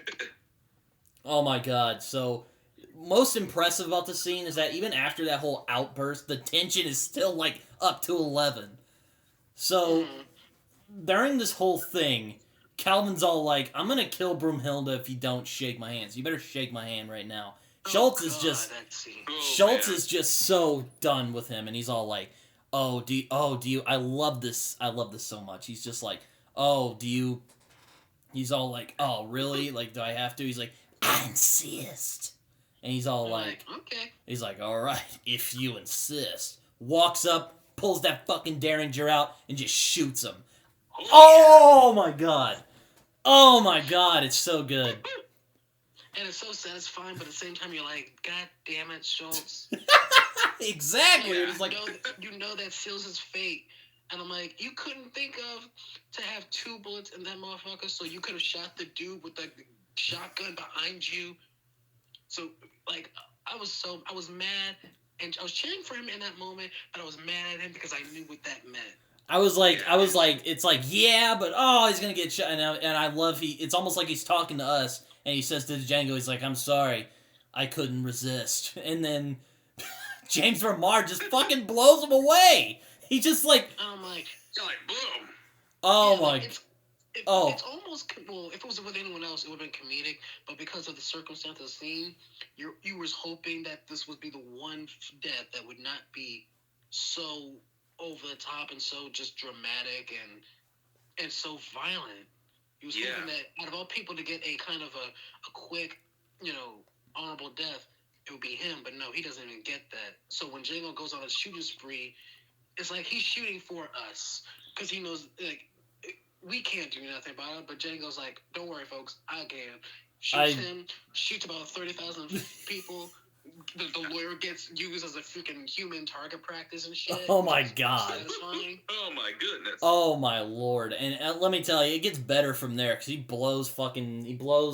I love Steven's reaction. He's like, no, Calvin! He like runs over, starts crying, and then like... I'm like, bitch. And then... Oh man, the Django just goes ham. He just picks up the gun, shoots it. Probably one of my favorite gunfights ever. I love this scene so much. Oh my god. Oh my god. Not only is it bloody, it is fucking bloody, and I love it. Tarantino, once again, does not give 2 fucks about this. He's just like, I'm gonna make it as bloody as possible. Django's gotta use these dead people as human shields, and we're gonna add rap music. It's this is Western Shootout plus rap music plus slow motion this just equals pure awesomeness. Plus blood. And on paper, you think those three things would turn out to be very cheesy, to be a cheesy scene, but for some reason, Tarantino makes it work, and that is crowd pleasing. Yeah, Quentin is the only person I know that can use modern day music for a story that's not modern and still make it fit. Yeah. I'm like, because he's done it several times. You're like, okay, they're like in a time period piece or whatever, but yet it has modern day rap. Like the part when they're going to, was it either the part when they're going to Candyland or when they're coming back from the funeral or something? They got Rick Ross playing, but the tone of the music is basically, it's appropriate for the tone of the intensity of the scene. Like, as you said, on paper, it probably looks like some retarded ass shit. But the execution of it is like, well, pardon me. Please continue.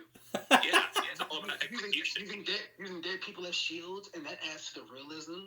Because I'm like, yeah, in real life, if you're trapped with a plantation, and this man has like almost 100 people that work for him, and you're using every inch of every building, every room, every body to shield yourself, yeah, that feeling of claustrophobic is so intense in this movie. You worry for Django. You're like, yeah, at first it's awesome, but then you're like, oh shit.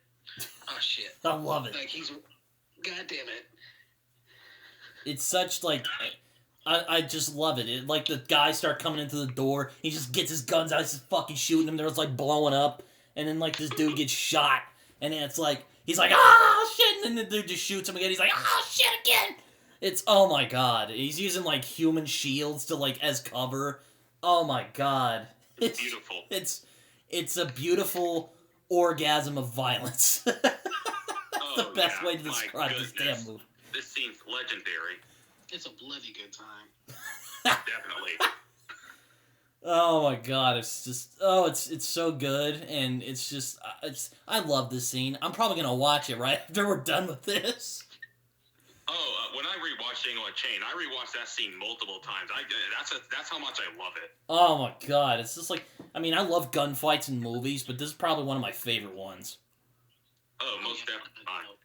Like, this is, as far as all the scenes with Quentin, this and the scene with Kill Bill with the crazy 88, yeah, top tier. You're like, yeah, he knows how to do. If you can do an action scene, you can pretty much do any scene, and this doesn't really come off as much as an action scene. It just comes off as a sharpshooter survival type thing. Oh, it's more like the Django's just fucking, he's just angry and he's taking his vengeance out on all these people. This is right, like, you killed a good man, you put me through all this bullshit, like, okay, enough of this acting character. Like, I know Schultz says don't break character, but fuck that bullshit. Time for a little improvisation. And he just freaking murders, like, not everybody, but he murders a lot of people. Like a good 2/3. Yeah, about 2/3 of everybody. Like, I'm about to, even when he gets captured, I'm shocked. I'm like, he didn't kill everybody? Like, right. You're like, wait a minute. Don't you think this nigga should have been the first one after you shot the dude who shot Schultz? Hell, man. He just runs past him to hug this white dead man. I'm like, while he was running, you should have got him right in the ass or something. Well, I guess they needed like a final, and they needed a villain for the final act of the movie. Right, but you're like, oh no, he needs a much spectacular death. Which, looking back at it now, I'm actually glad they didn't get him in that scene. That they let him go a little bit longer, and give us a little bit more. Oh my god, it's just like, so Django ends up getting captured, and I'm immediately just like, he didn't kill everybody in the. It looked like he just killed everybody, but okay, he got captured. Yeah. So, you know how long it's going to take to repaint all this white from this blood? Like I said earlier, you stained everything with blood. You done stained the cotton, you stained the horse, now you stained this White House. And no one thought, hey, was the white cake good? That's my personal thing. No one thought to tell me that shit. Was the white cake delicious at least? Probably got ruined by all the blood that got spattered on there. Oh my god. Oh, well. Yeah, that'll do it. So, Django ends up getting tortured because of his killing spree. And he's about to get castrated. I think Carlton's right. I mean, Tarantino has a thing about balls. And just like I was nervous. Destroying them. I'm like, I can see his balls from this angle. Leave him alone. About your nigga dick or my nigga balls or whatever that dude says. And I'm like, as soon as I get out of this, you gonna be first. I was hoping that the entire time. I'm like, you got your hands on my cock like we're lovers. Leave it alone. He almost gets castrated by Billy Crash. He's played by the eternally underrated Walton Goggins, who is just like, oh man. But then Steven arrives. He's like, look, Laura, who's Calvin's sister, who we mentioned earlier, she's taking charge of the plantation. She's like, sell him to a mining company. He'll get worked to death over there. So, oh boy, things are not looking good for our boy. Yeah. I think this is the Tarantino cameo, actually, now that I think about it. Mm-hmm. When Right he- after this, yep. Mm-hmm. And for some reason, he's Australian. We went from being Mrs. like, who the fuck? Who's Australian in Mississippi? Like, no one thought to ask this.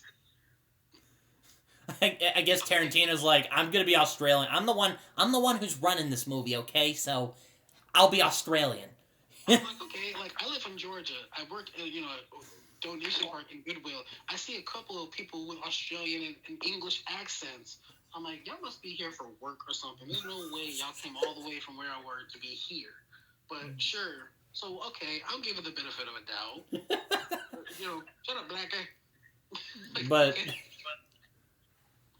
So, the Django ends up pulling an Indiana Jones and devises an escape plan pretty quickly. And he ends up going like, "Oh, hey, this is my handbill. I'm a bounty hunter." And he says and he ends up claiming that the guys on the handbill are at Candyland, and he says they'll give the escort to share the reward money. So of course Tarantino and his boy are like, "All right, cool." So they let him out. Then the Django just kills them. And blows Tarantino up. It's awesome. I love it. Tarantino's like, I'm gonna get blown up with dynamite. It'll be great. It'll be great. I'm like, sure, whatever you want. So the Django's just like, get out of here. He tells the other slaves who are with him to get out of there, and he grabs some dynamite and he just fucking goes over there. And oh man, I love this scene too. This is.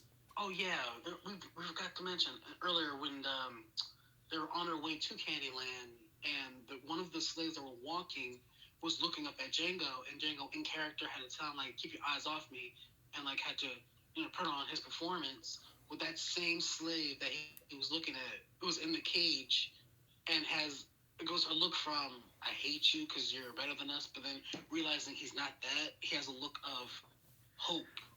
This to me is, as we talked about underrated moments, but for me personally, this scene was the scene that was not only underrated, but it hits emotionally the hardest. I forgot all about that. That's good detail, man. Good catch. Where he goes from like thinking, okay, you're what's the problem? Like, how can you betray us? But then seeing this, he's like, the sense of hope in the sense of it's not always going to be like this. It's not always going to be where we're property, we don't have rights. That's the scene of, acknowledgement, like, if he can make it, we can. Foreshadowing what they could have known years later, that now we have rights, we have freedom of speech, we have laws that can protect us, we are treated as equal people now. Where 400 years ago, that wasn't even anything to be considered a dream. So in that one moment, we see the growth of Django's character all summed up all in one by another black man's one expression. I think that was the smartest thing compared to everything else Quentin did, was to give us that sense of hope that Django's character definitely earns in this one scene while he's having the dramatic music playing and he's going back to save Brit and Hilda. Doesn't get enough credit, in my opinion. I mean, yeah. I can't really deny that. I mean, his journey in this movie is really compelling. Oh yeah, like as I said, like his journey, we see him as I said, being this very timid slave who said very little words to being this very confident and badass bounty hunter, and it's just awesome, and it just makes you relate to Django, and like it just makes you just yeah, as I said, it just makes you relate to this character, and Jamie Foxx as the character, it just makes him so much more memorable and more likable. Exactly. And then after, it's bad enough that we have that scene, but then when we go to the scene where after he goes back and he sees the Schultz in the, I think it was like a back shed or shack or something of that nature, and he sees his body there, and then there's the quiet music, and you see Django get the papers that says that he's a free man that he needs, and the documentation for his wife. But then he has that moment where he, kisses his hand and places it on the back of Schultz, and he says the German dialogue, which it means, till we meet again, my friend, but I can't remember exactly what it says in German, that Schultz was saying the entire film, and you're reminded that all of this was possible because one person showed kindness to him, one person made a difference to allow him to be where he's at now. And it's a beautiful reminder, but it's also a painful reminder because you're like, he's still gone. Yeah, it's really sad. God damn it. And this thing comes after, once again, someone's dick gets blown off, and Django just kills a bunch of white people, a bunch of hillbillies playing cards. One's taking a bath at an ugly-ass tin and shit. I'm like, okay. Oh my god. I love this scene. It's probably one of my favorite, just like climactic, or not really, the last gunfight was climactic, but I love, this is one of my favorite like ending just battles ever. He just murders everybody. Like, and I love his outfit, his sunglasses, that little cigarette holder he has, the costume he wears. He has a lot of colorful costumes in this movie. I forgot to mention that. But this is probably my favorite one, where he's just like, he's having a blast. He's just murdering all these people. I love when Laura comes down, he doesn't even look at her, he just like shoots her, and she like flies across the stairs. Defying laws of gravity. Yeah, exactly. When I first saw that, me and Jacob were talking about this, I think earlier in the week. We were talking about the scene, like, tell Miss Laura goodbye. And the two black ladies like, huh? I said, tell Miss Laura goodbye. Bye, Miss Laura. Shoo! The bitch goes flying. I'm like, Django clearly shot forward. This bitch went all the way left. Yeah, all the way. It's like, I'm like, well, goddamn. So when you're so cool, when you shoot something, I'm defying gravity. I don't give a fuck. Yeah. Like, right after he shoots the dude, he's like, oh, Billy Crash, last time I saw you, you had your hand on my fuck. And he's the cock. And he's like, and Billy Crash, and just like in pain, and he's just like, Django, you black son of a bitch. And then Django is like, the D is silent, hillbilly. Well, his D was silent after that shit. Oh, isn't Billy Crash the one he ends up like castrating and he like shoots his balls off? Exactly, yeah, the irony.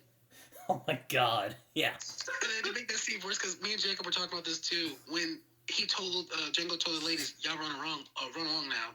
I made a point to mention, how does this big bitch run faster than the skinny hoe and this heavy ass threat? She looked like a showgirl kicking her legs up with how fast she was going, while the skinny girl is like a mile behind her. I'm like, bitch, are you serious? Yeah, I even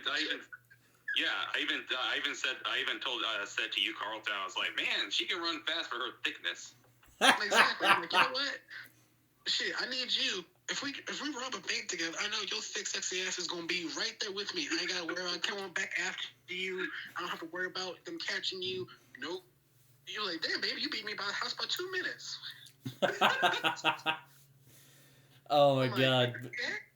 Man, he basically just murders everybody he didn't murder earlier. He releases the two remaining slaves, and then he just kneecaps Steven, and it just looks painful, man, but you're like, yes. Oh my god. And then, he kneecaps him twice. Oh my god. He's like, ah! And he's just like, oh, you motherfucker, sweet Jesus, let me kill this nigga. Man, that line, it cracks me up every time. I laugh so hard.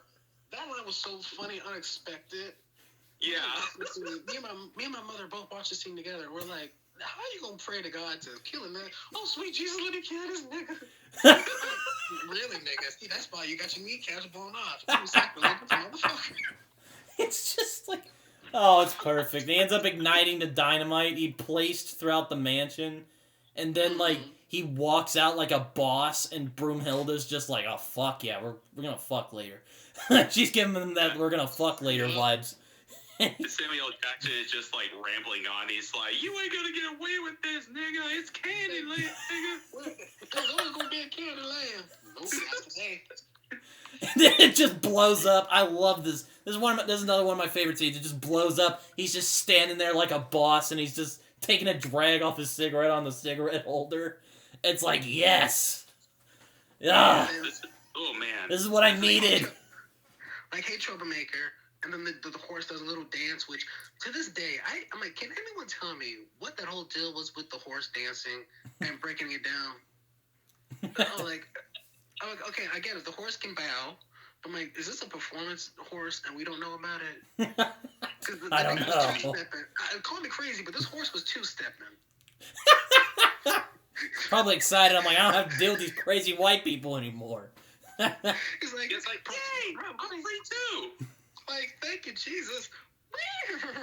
And then like a classic Western, they end up riding off into the distance as the mansion explodes, burning Steven alive. Yeah, burning down all the whiteness. Burning down racism. And that's the end of the Django Unchained. I love this movie more now that we're talking about it. I was like, oh my god. And then, is it me? It's like, when the movie ends, you're like, I know this movie's like 2 hours and 40 minutes, but it doesn't ever feel that way. Oh, man, it's such a taut film. It goes by fast because you're having too much of a good time. You're like, damn, over already? I mean, you realize, well, this movie was almost 3 hours long. Like, bullshit. There's no way. Yeah, no way. 40-something minutes. But it's like, that was the perfect, out of all his movies, that has the perfect feel-good ending. Yeah, no entendres, no wondering if are they alive, like in Hateful Eight, or, well, I mean, Kill Bill, yeah, it has a good ending. It's a sweet ending, but it's not as satisfying as Django, where it's like the person was saved, our hero was okay, and all the bad people are gone. No one got left unturned.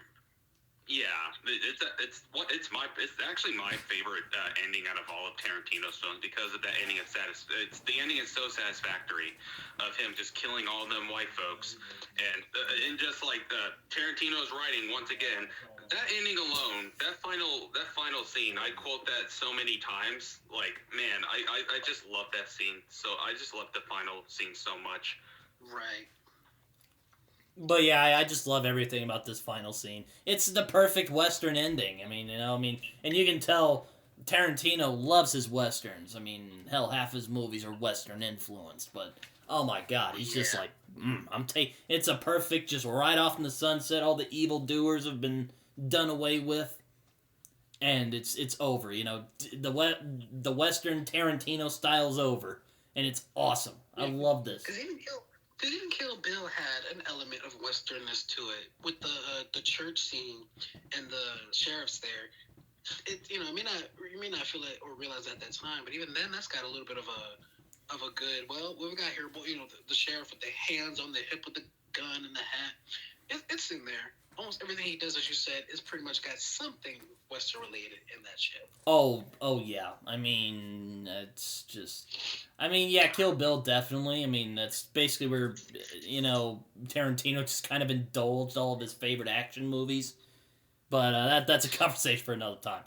But, oh man, the Django Unchained. That was the Django Unchained. I love this damn movie. I love it more now that we're talking about it. Oh yeah.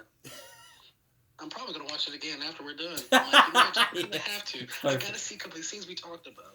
That's see if there's anything that we missed out. Because I'm sure there's a couple of things we missed out on. But I think we covered pretty much a good chunk of it. Oh, yeah. That's usually what we go for. The good majority of the movie. We probably forgot some parts, but... I'm sure. Because I almost forgot about the scene with the black slave in the cage. I almost forgot about that part until you mentioned it. with the dynamite. I'm like, oh yeah, that's right. We did skip over that. Or the part where in the beginning, after the man got the marshal and he's explaining the handbill, the warrant thing. After they got poor bail out the goddamn street. And then there's this woman. That's another thing. There's a woman next to the marshal. When the marshal was telling his officers where to go, no one thought, why is this bitch following her like she gonna do something? Like no one thought about, okay, this is random white woman following him like she's following orders. Like, bitch, get out of here. Like, I thought about that later after I saw this movie, like maybe the 6th, 7th time. I'm like, okay, she's just there. Maybe that's his wife. I don't fucking know. Whatever. Moving on. We got more important shit to worry about. Oh, man. But yeah, I love this movie. This is one of Tarantino's best films. Aside from, like, Reservoir Dogs and It joins, like, films like Reservoir Dogs, Pulp Fiction, I mean, Kill Bill. What's another? Like, all of his movies have something great about them, but this movie... Bastards. Oh, yeah, Inglourious Bastards. I mean, what a great follow-up to Inglourious Bastards as well. And it's amazing how the guy who plays Schultz, Waltz, I couldn't stand his ass in Inglourious Bastards. He, like Candie, had a charm to his villainy, but he was despicable and a son of a bitch. But then in this, he's the one that you cheer for the most, besides Django, and it just shows the range of the character. Man, the range of the actor, the range of what the actor can do. He can make you hate him. He can make you love him. And if he's good, he can make you do both. And he definitely knows how to do that. Oh yeah, absolutely. Man. I mean, this movie is just the epitome of satisfying. Maybe except for, like, Inglourious Bastards at the end, which I won't spoil that for anyone who hasn't seen it, but this is probably Tarantino's most satisfying movie to watch. Absolutely. I rewatched it yesterday. It's still my favorite Tarantino film for all the reasons that we have said. I just love everything about it. The Western aspect, Django as a character, and seeing his character progress and seeing what he goes through, and the Tarantino's history on slavery and how it was like. He does not hold back. Like, that's how slavery was back then. Don't watch it. The other bullshit that's just sugar-coated and they're like, oh, it wasn't too bad. No. Watch Django Unchained. That's how slavery was. And Tarantino does not hold back. Performances all around. Everyone brings their A game here. I mean, Leo, with one of his best, he is just magnificent. Samuel L. Jackson, I don't think people give him enough credit for his performance. I think it's one of his best performances. I mean, Samuel L. Jackson. Oh my God, he's great in this. It's one of his few underrated roles. Yes, we all know he's a great actor in his classic motherfucker role, but no, he's magnificent in this film. Jamie Foxx, once again, he just makes Django so memorable and so iconic and so likable. It is violent, but as me and Carlton have said, or as Carlton has said, it has a purpose. The violence itself, it's a character itself. And it's not just mindless violence. Right. I mean, what's a fun fact about this that I don't know if you two know about this, but when Quentin was thinking about doing this, or when he was going back and forth with if he was going to, he actually talked to Sidney Poitier about it. Really? And yeah, he did. There's an interview on YouTube when he was first talking about this, the radio show. I forget what it was called, but he mentioned this, and Sidney Poitier told him. Because the thing was, he wanted to know if he should film it, first of all. Second of all, if he was going to film it in the South or take it somewhere else. And Sidney was like, no, film it in the South. Because those extras that you have in the film, they need the work. They need the money, because you obviously pay extras in your film. Yeah. So Sidney, being the most, the man was the first black man to win an Oscar. And he knows about slavery. He knows about racism and all of that. So when the man says, like, no, do your film, don't be ashamed of it, don't hold back, you're doing it with good intentions. Basically, in the nicest, polite way that Sidney could, don't be a bitch. Don't do it. And Quentin was like, yes, sir. Yes, sir, Big Daddy. And went ahead and did it, and I'm so glad he did that. But that was just a cool fact that I thought was like, oh, that was awesome. That he went to him and he was convinced to go ahead and just embrace it, and everyone else was encouraged to embrace their roles. Leo, Sam, all of them, and the love of the characters showed in this without a doubt. Wow, that's amazing. I mean, I do think it is. I do think it's fun that Tarantino has even gone on to say that even he hated Calvin Candy. He was like that evil. Oh yeah. Oh yeah. Can you imagine when you hate your character so much, but you're like, well, yeah, that means I'm feeling something. Use that somehow, some way to make the best performance that you can. And the audience, because I know he had reservations about playing the character, but I think once he understood the importance of it in this of this role of this movie, he was like, okay, he embraced it, and he used whatever feelings he had about him in the best way he could to channel it through to get the best performance that he could. And whatever dark cloud he had about this, I'm glad it was there, because I don't think he could have done this if he couldn't get that and get to the mentality and the mindset of this horrible, despicable, outrageously funny, but still a son of a bitch character. Oh yeah, most definitely. But yeah, this is just a perfect Western done in the Tarantino style, man. Mm-hmm. Yeah. This is a modern Western done right. Because most modern Westerns I've seen, like Cowboy and Aliens, for example, have sucked. But Django Unchained is the prime example on how to do a modern Western well. I mean, there are good modern Westerns out there, but this might be one of my favorites. Aside from, like, The Proposition. You know, this one's hard to top as far as modern day Westerns, because this one doesn't hold back, and it does all the things that you would, in a subject matter, you wish they would do, but probably couldn't. Yeah. And that's what makes it so satisfactory. Absolutely.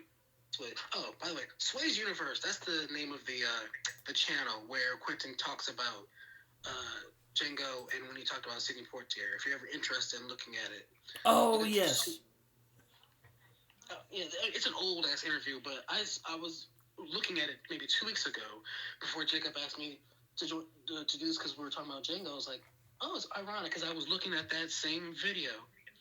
And I was looking at it for a whole different reason, but then I'm like, well, this must be a sign. We're talking about this, and I'm coming across this where he basically spills all the beans about his thoughts on how Jamie and Leo should have gotten an Oscar, and the N-word, and the scenes he put in there, and why he did what he did.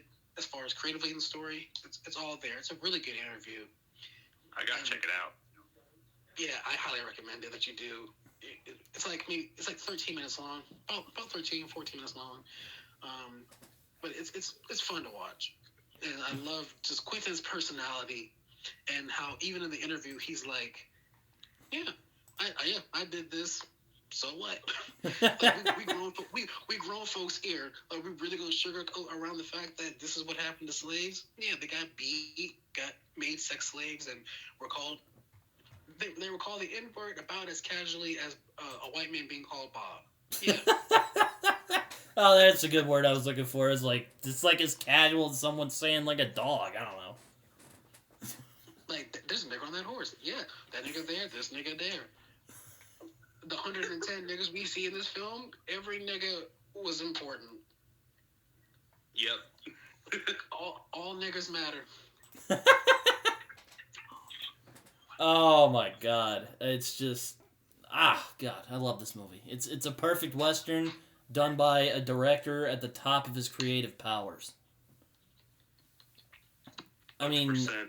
I don't think Tarantino's made a misstep yet, though. Once Upon a Time in Hollywood was a bit slow up until the ending. I still have not. I know I'm going to get a lot of flack for this. I still have not seen that. Well, it's pretty I know good. sacrilege, but like I'm going to see it. I know at some point I will. It's just something about it that just makes me go like, I'm not dreading it, but I'm kind of pushing around it. Like I'm getting like, yeah, I'll get to it at some point, whatever. But I'm like, I don't know. There's something about it that's not keeping me to be engaged, wanting to see it. Even though I know when I do see it, I'm going to love it. But I'm like, I don't know what's keeping me from looking at it. Because hell, because Brad Pitt won an Oscar for this, to my understanding. Mm-hmm. So I'm like, it's got that. It's got a couple of actors in there that I love that I never thought would be in a Quentin Tarantino film. It's got Margot Robbie in there. I'm like, it's got Harley Quinn in there. I'm like, why am I not watching it? Yeah. It's got Leo. So you're like, okay, Leo's second time with Quentin, sure. I'm going to watch it at some point. I don't know what's going to take for me to do it, but I'm going to. And then I'll probably look at that. I'll probably look at the other ones that I haven't looked at in a while. Like Reservoir Dogs. I've never seen that all the way through. I've seen bits and pieces enough to know what's going on, but I've never sat and watched it from beginning, middle to end. Yeah, I was exactly the same way with Once Upon a Time in Hollywood. I didn't see it in theaters. I was like, I don't know. I mean, I love Tarantino, but I was like, this looks like just a bunch of nothing. But I watched it once. I was like, it's good, but I was like, it's just a bunch of nothing. But I watched it like 3 or 4 times. I was like, okay, I actually love this movie. I think there's a lot more to it than I was giving it credit for. It's not. Yeah, do I think it's like up there with like Django Unchained or Inglourious Bastards or Reservoir Dogs? No, but I mean Tarantino, he has once again with Once Upon a Time in Hollywood, he has made another great film. And Tarantino, in my opinion, he hasn't made a bad film yet. Most of his films have either been good or great. Right. Oh yeah, most definitely. I mean, I think my favorite part about Tarantino is that you can just see the love that he has for what he does. Oh yeah. From like just the shot composition and the writing, you can just feel the love all over this damn movie. Oh yeah. And then, I don't know if you know, but another fun fact: the guy who plays Manson in Once Upon a Time in Hollywood, he is the same actor that plays him in that plays him in Mindhunter on Netflix. Oh yeah, I remember that. That was neat. I was like, oh, I'm glad they got him, because I remember seeing a clip of it from Once Upon a Time in Hollywood. I'm like, he looks damn near just like him. And then I saw Mindhunter because I was on a binge watch of watching the show. And I'm like, that's the same dude. Oh my god, that's so cool. It's like, this is the most accurate casting of serial killers I've ever seen in anything. Oh my god, yeah, that shows a whole other conversation, but it is creepy how much those people look like the people who, you know... Yeah, it's insane. I'm so mad they canceled that. At some point, we gotta talk about that. I'm so mad they canceled that. Yeah, we'll do it on Brit and Jake Talk TV. But yeah, the Django Unchained, a freaking amazing movie. I mean, then after that, he made Hateful Eight, which has gotten criminally lower score. How come this is the second lowest aside from Death Proof? I thought Hateful Eight was amazing. But whatever. Oh, hands down, it's underrated film. I don't know. I think maybe because it's a little bit slower in some parts. Maybe that's what made it in it as far as the score. But like when stuff happens, it happens with purpose, and it's what you expect from a Quentin Tarantino film. But it's got a little bit more slow parts in it. It's a little bit, I wouldn't say tougher to get through, but it's a little bit slightly a chore to get through when something's not happening, because you don't know then that there's important dialogue that's being said for a reason until you get to the third act of the film, and you're like, oh, that's why. The first act was basically a lot of setup. I actually like that, because I like the mystery. It's kind of like stuff like Clue, or even The Thing, which, I know Quentin said really inspired the Hateful Eight, but, I think that movie's I agree with Jacob, that's a very underrated, it's one of my personal favorite Tarantino movies, and one I regret that I didn't see in theaters, alongside, like, Mad Max Fury Road, which came out the same year as that movie. I'm mad that I've never seen a Quentin Tarantino film in theaters. I feel like I've committed a sin by not ever doing that. I've only seen Once Upon a Time in Hollywood in the theaters, and it was like, okay, it's pretty good. Yeah, I haven't seen a Tarantino film in theaters. Yeah, I feel like I agree with Carlton. I feel like that's a sin that I haven't seen a Tarantino film in theaters. Especially when in The Hateful Eight, he films it in 70 millimeters. He does it the old school way before, filming became digital. Because you don't do it that way anymore these days because cameras are all digital or IMAX and more expensive. But he's like, I'm gonna film school way. I'm gonna film it when it used to be what used to be called a roadhouse, a road show. Excuse me, a road show of theaters back then in the day. You know, it was an event to go to a theater. Where now it's just like a 2-hour ordeal and then you go home. But back then they had admission, they had this, they had all these. It was an event to go and watch a movie back then. Yeah. And the fact that this script leaked online and that almost made him not do the film at all until I think he was somewhere, he did like a table read with it, and they were like, you got to make this. So he just went ahead and just did it. I'm sure he tweaked a couple of things to keep some sort of a level of suspense. But to think if he hadn't gone and just done this would have been one of those ones that we would have had to just wonder about and never got to see happen. So luckily that wasn't the case. Oh yeah, could have become his Dune, you know, like the Jodorowsky movie. Anyway. Yeah. But yeah, I think my favorite aspect of Quentin Tarantino movies is that they're often a lot of fun, and you can tell that Tarantino's having fun, so the audience has fun alongside with him, and it's just, again, dude loves movies, and he makes it infectiously clear with his movies. Oh, absolutely. I mean, love him or hate him, you know, that's just it, man. Like, that's all I can say on that. He loves making movies, and it's very infectious as you see the movies, as you see his movies. Right. And if you ever think, oh, I gotta do this, I have to do that in order to be a filmmaker, no. You just gotta be like Quentin. Just love movies. And trust me, just love movies, and you'll find a way to be able to make the movies you want to make. And to me, I think that's what makes him awesome. He makes the films he would want to see, and of course, there's a big audience that relate to that so well, and that's why he's so good and so beloved. Oh yeah, I mean his love for film is so infectious. You can see it even in his like review, even when he's in interviews and he's just talking about it. You know, he's really, you can just tell he loves it. You know, and he loves talking about it. He just loves the movies. Like you can tell in every interview you watch. He's just like he just loves films. He is a big film guy, and that's why he is one of my favorite directors. It's like if one of us decided to go out and make movies. You know, he's like that. Just don't ask him about the movie violence, because he gets kind of annoyed when you ask him that. Oh, spoiler alert! All three of us will. I'll just be like, bro, I love the violence in your movies. It might make me sound like a crazy person, but I love it, man.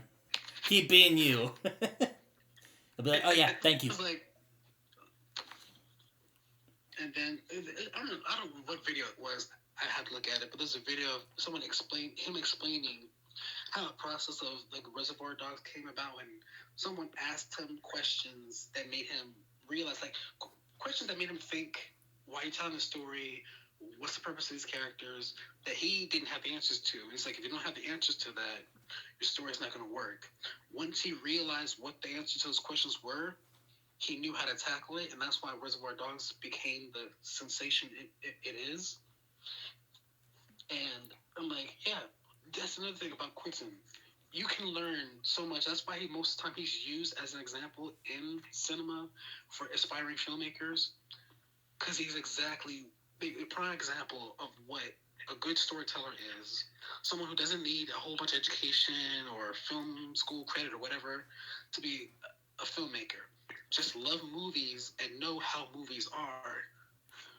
You could be a Tarantino. You could be a Tarantino. And I'm like, yeah.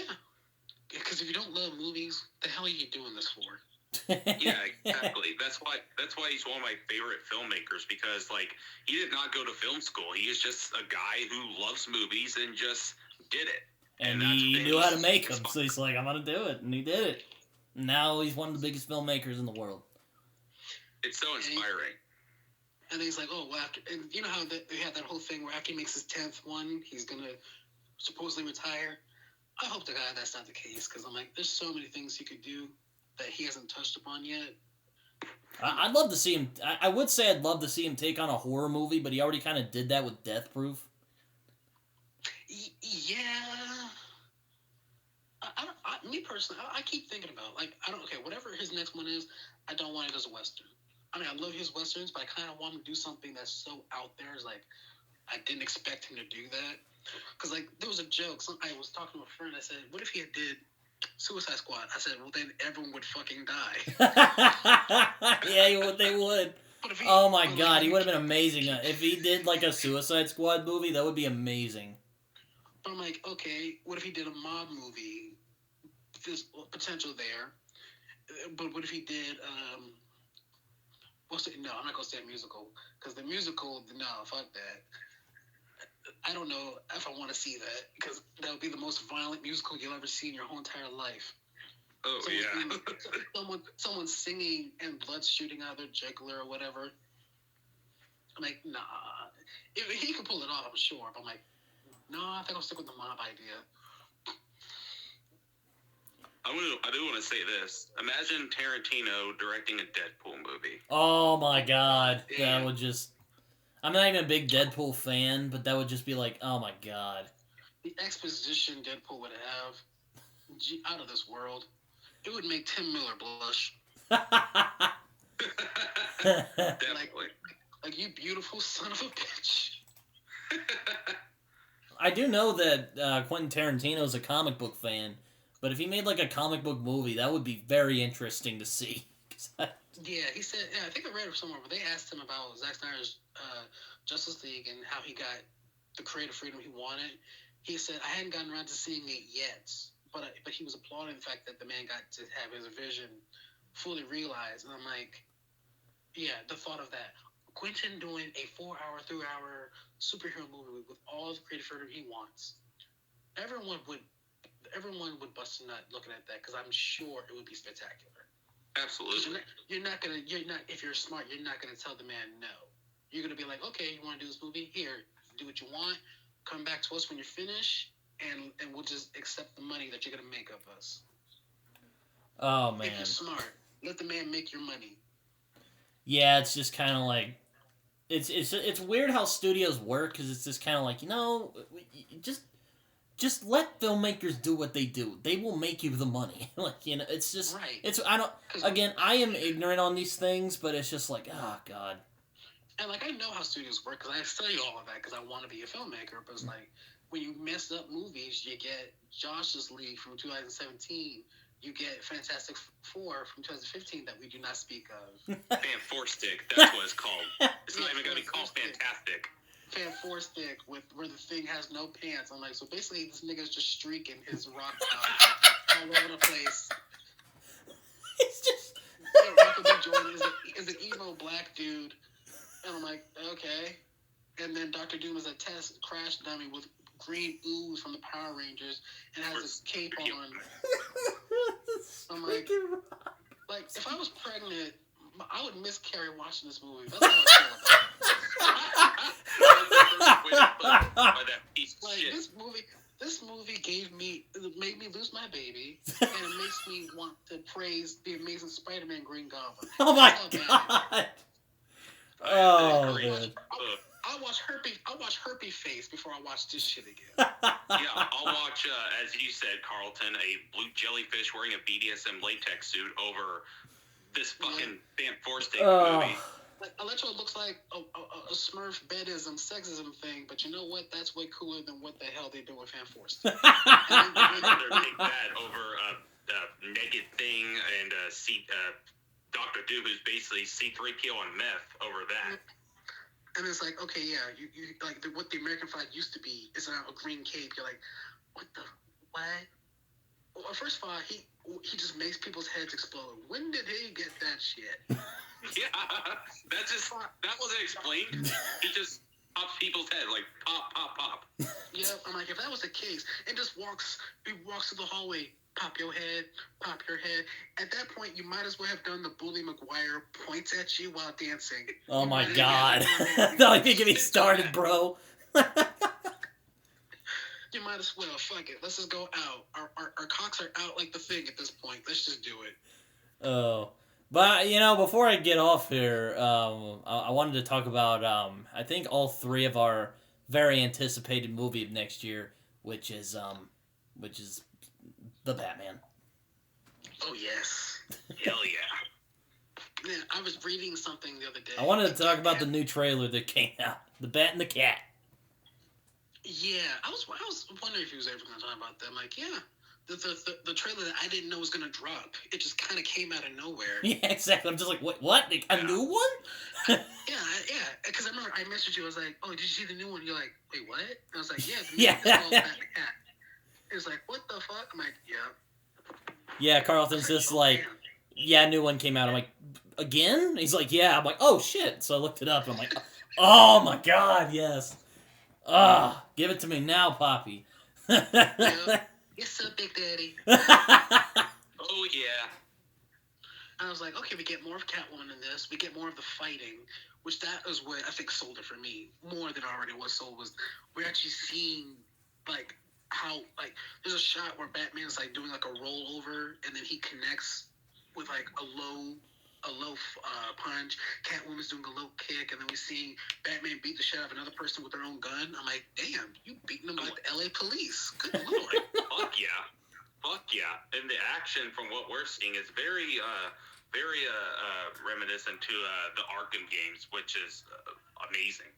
And I didn't think they could, because when I saw Ben Affleck as Batman, I'm like, damn, that's about as Arkham as they're gonna get. Nope. I've never been more wrong in my life. I'm like, look, and this does not take away from Ben Affleck in any way, but I love how, I know I'm gonna piss people off when I say this, but whatever. Compared to the fighting that was in the Dark Knight trilogy, which I love the trilogy, but the fighting was not the strong suit. Yeah, I actually agree with you on that. Like, I don't know, I had to look back to see if y'all talked about the Dark Knight right on your channel. If you haven't, let me on that episode, because I got that'll be a whole throughout conversation on how that movie was a letdown as far as the fighting. Yeah. Like, it looked like Batman was drunk on City Hall steps fighting Bane. My dude.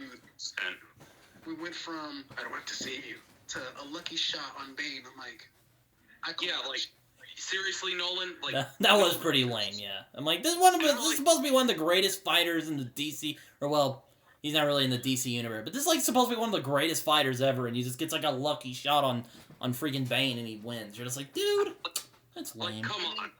And then Bane freaks out because one thing, I'm like, no, normal Bane, even though it's tweaked, he'd be like, okay, he ain't gonna freak out about it. He's just gonna keep on fighting. Bane looked like a pussy for a second, and then I'm so mad. I'm sorry. I personally love Bane. He's one of my favorite villains of Batman. He's under Joker for me. So to see what he went from in Batman and Robin, where he was just like, yes, fight, and to this where he's articulate and he's cunning and he's smart. Oh, we just shoot him in the gut and that's it. Yeah, that was also pretty lame. And I like Dark Knight Rises, but yeah, there are a lot of things in that film that just frustrate me. Yeah, it's kind of like the Spider-Man 3 of the Nolan trilogy. No, if you go back and look at the scene where he breaks out the cops in the tunnel, he doesn't connect with one of the guys. The guy just, and it's obvious, the way it's filmed, it's obvious that we don't see his face hit him, but he just swings around and then goes down. I'm like, Nolan, you could have fixed that. There's no way you didn't see that shit. Yeah. Bullshit. Anyway. Like, you missed a spot. I'm like, yeah, you sure did. You just don't have no idea.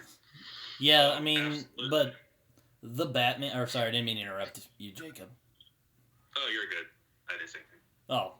The Batman, it was a huge upgrade from all that. Oh my god, the action looks incredible. And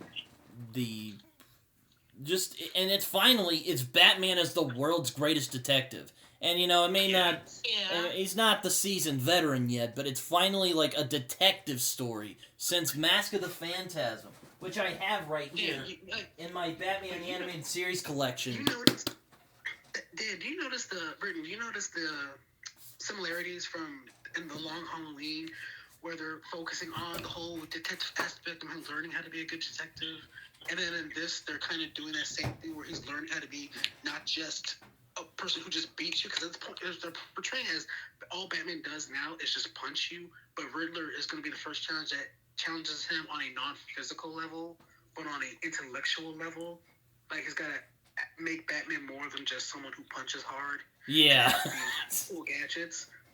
this is where the Riddler is going to make Batman the awesome hero that we know him to be.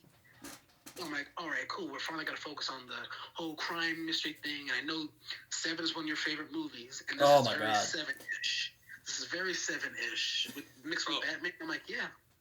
Hell yeah. Oh my god. Oh man, I mean, probably my favorite part of this trailer is just how battered everybody looks. Not like Gordon or anything, but I mean, the city looks shitty as fuck. But like, I love how dirty and just grungy and just scarred up everybody. Even Alfred just has like a scar on his eye. Just like, oh my, it's like, damn, dude, like, where'd you come from? And then, because I know there's a lot of people who go complain about this, but me personally, I loved it the minute they showed this. Riddler has this kind of Zodiac killer type setup going. I love it. It's the Riddler. The Riddler basically always has been a Zodiac type killer. He just was more articulate with it. He's like, I'm smarter than you. Even with me giving you all these notes, you're not going to figure it out. And if you do figure it out, you're worthy of me. Yes. Except he's not going to admit it, though. He's going to be like, how did you figure out my clever machinations? And Batman's just like, dude. The barrel, like the sparrow with a machine gun. Holy crap, Batman. Like, no, we're not doing that. It's just, no, you're giving me a hard-ass riddle that I can't figure out.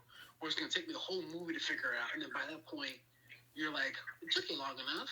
I mean, I've even heard rumors the Court of Owls might come into this, and I'm all like, man. I don't think so.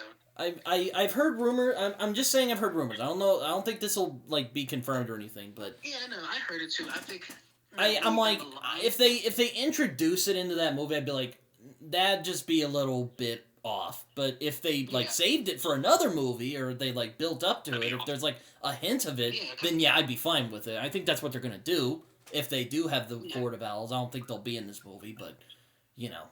And then I looked at the time. Which that worries me a little bit. The movie's 2 hours and 13 minutes officially. Mm-hmm. I'm like, yeah, there's no way they're gonna have the time to do Riddler, Penguin, and Court of Owls. No. Ain't no way in hell. Unless you had like 3 hours, maybe. And even then, that's not a safe bet. Like they'll probably save it for the second one or the third one because we know this is gonna be a trilogy. Oh my god. There's gonna be spin-off miniseries for HBO Max too. I mean, if this movie looks great as it is, but if this is gonna be a trilogy, I'm fucking ready. Like I'm so ready.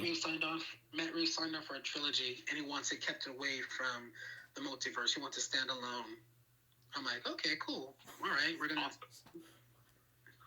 enjoy 3 awesome movies plus spin-off miniseries, and we got Penguin looking like a boss.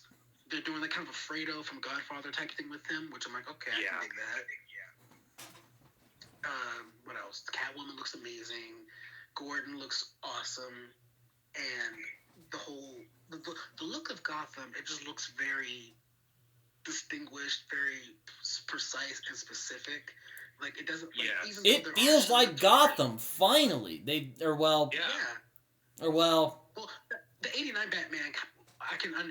You can argue that has a little bit of a Gotham because that one was a set built. Yeah. I was about to say, well, '89 Batman caught it pretty well too. What I think of, but this film, just like in the year one context, which is one of my favorite Batman comics ever, as Carlton will attest. But do I have it? Yes, I do. Or well, you won't see it. But anyway, it looks like that's like as perfect of a like when I think of the year one Gotham, which is kind of like this shitty place to be in. This movie just captures that perfectly. Please give me a ladies, gentlemen, you've eaten well line. Please. Oh my god, that would be fucking amazing. Yes! I'm like, oh my god, please. Because Falcone is also in this as well. And I'm like, that would be perfect. It's framing opportunity right there. And I know Reeves read that for this. I know he's like, let me work that line in there somewhere. That'd be great. Batman Ego, Dark Victory, Long Halloween, and Year One were comics that he mainly read for this. I'm like, yeah, you want me to come and bust a nut on this ticket while I go to my movie? Like, riddle me this. Who busted a nut on a night like this? I mean, what's another part of this that I really like? Oh yeah, great banter too. Surprisingly, because it's been a pretty yeah. serious movie, but I like the banter. It's kind of charming. Kind of It gives. is. It's not just like it's not like it's not gonna be like a mopey film. Not that I wouldn't. Not that I think like it being like dark and is bad. I love the dark atmosphere, but I like that there are some levels of humor in there. It keeps it brings the levity. I love the line where he's like, where he's all like, "I see you like cats." He's like, "I have a thing for strays." Like, yeah. And I saw that, I'm like, that means two things. I just got up from my seat and I'm like, I just rose my arms in the air and I'm like, yes, that's what I fucking needed. I was like, yeah, you got a thing for cats. I'm like, yeah, cool.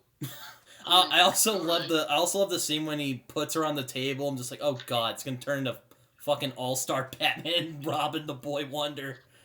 It's gonna bang on the table. Oh, well, but better. Yeah, better. If y'all get it on this table in the suit y'all have on, I won't be against it. Might as well. Also, I still don't believe that. I still don't believe that. Oh, Batman would never eat out Catwoman. Bull crap. Heroes do that. I also love Zoe Kravitz as Catwoman. Again, she just fucking nails it. I love her line. Oh, no worries, baby. I got 9 lives. Just fucking jumps off the. And to think that some of us were against her casting when it was first cast, I'm like, why? I wasn't against it. I was just kind of like, huh, this is interesting. I'm curious what she'll do with it. But there was a couple people complaining. I'm like, look, she ain't Michelle Pfeiffer and Hathaway, and you know what? That's a good thing. Not to say that they were bad, but like she's not trying to copy what they're doing. She's her Catwoman is going to be added to them as one of the best ones. I was like, okay, cool. Because naturally, when she has short hair in real life anyways, she reminds me of Selena anyways. So to me, it was a no-brainer. Yeah. I was like, oh yeah, I can get behind her being Catwoman. Yeah, of course. Well, what are you excited for, Jacob? Mostly, we see more of Paul Dano's Riddler, which I'm just excited for him, as I am with Pattinson as Batman, which Pattinson as Batman, I'm just going to say this right now, he's going to be great. I know he is. I've defended this man when they announced that he was going to be Batman. I was like, oh, me too. He's going to be good. People are like, no, he was in Twilight. He's going to be bad. I'm like, have you seen Good Time? Have you seen The Lighthouse? The man's a fantastic actor. Reminds me the other night on New Year's, I sent Jacob, I was eating some crab. I sent Jacob a photo and I said, "You like me, lobster?" From the Lighthouse. Yeah, from the Lighthouse.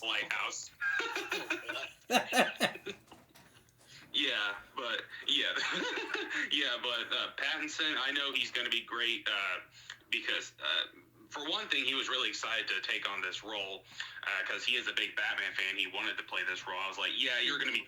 I know you are, but Paul Dano as Riddler, holy shit! Like. He's like Zodiac killer type of Riddler instead of like the eccentric, goofy type of Riddler and like Jim Carrey and Batman Forever, for example. No, this is going to be a more grounded and scary, more psycho look at the Riddler, which I'm really excited for. And Paul Dano, I've seen him in a few movies, Swiss Army Man in particular. Recommend it. Really great movie. Fantastic actor. And when they announced that, I was like, interesting casting choice. Because when they casted him, I thought it was perfect. I'm like, that's too perfect.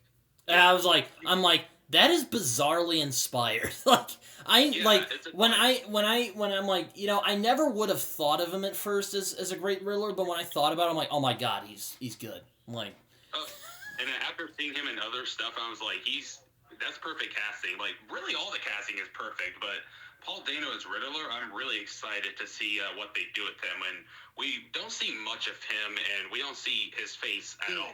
We just see him. I was like, good, leave it a mystery. And I think his performance is going to be something special. I even read earlier reviews, people's reactions on the film. People are saying like, Paul Dano's Riddler is crazy as fuck. This is the scariest Batman villain ever put on film.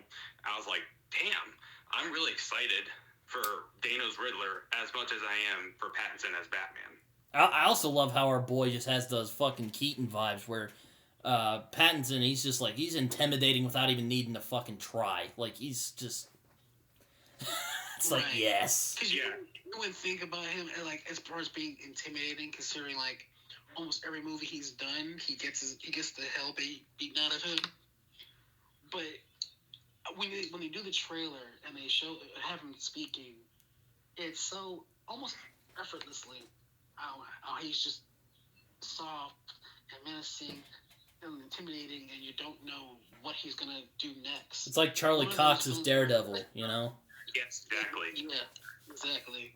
You don't know what he's gonna do, and that's what makes him scary. He's not a physical threat, but he's still a threat because he's 10 moves ahead of you. Yeah, I mean, I love how they're focusing on Batman as the symbol of fear. Yeah, and this Pattinson's Batman, as you said, is very Keaton. Like Christian Bale, he was trying way too hard. I mean, fuck you, Pats. Bale was awesome. He was a good Bruce Wayne, I think. No, when he was a great Batman when he did Batman Begins. The voice was subtle. Yes. I got what he was doing in Batman Dark Begins. Knight. In the Dark Knight Rises, it was like, okay, this is too much. Batman Begins, it was like subtle. Now, in Batman Begins, it was pretty good. Like, my voice hurts listening to you. Like, you need a cough drop, Dark Knight.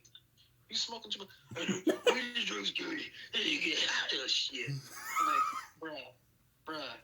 It's like that meme, bruh. Like, I'd rather listen to Bane right now. You know, like, I'm surprised Bane didn't go, Dark Knight, do you need a cough drop? I swear I can't understand. No one cares who I was until I put on the mask, but I don't care who you are based on your voice.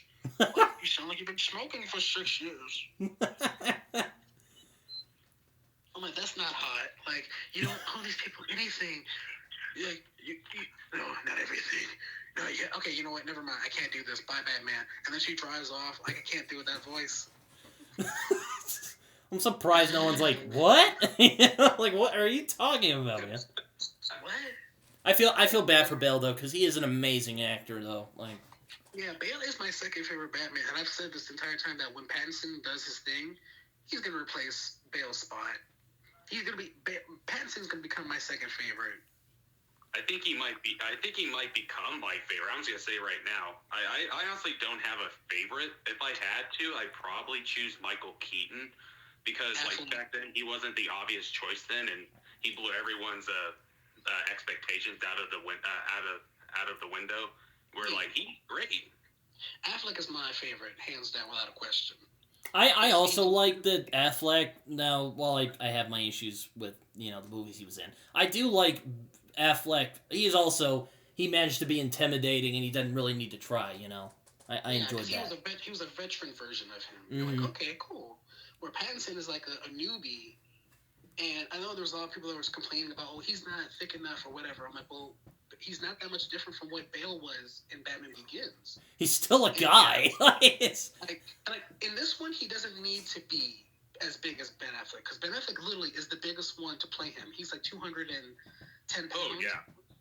Keaton was like 160, 170, and Bale was like 180, 190. So Ben was the biggest. Pattinson, to my understanding, is like under 190 or something. He's realistically and more practical. He's slimmer and he's also faster and younger. That works better than him trying to be bulky and big. Yes, and Matt Reeves is going for a more realistic approach to this Batman, and you can't make him.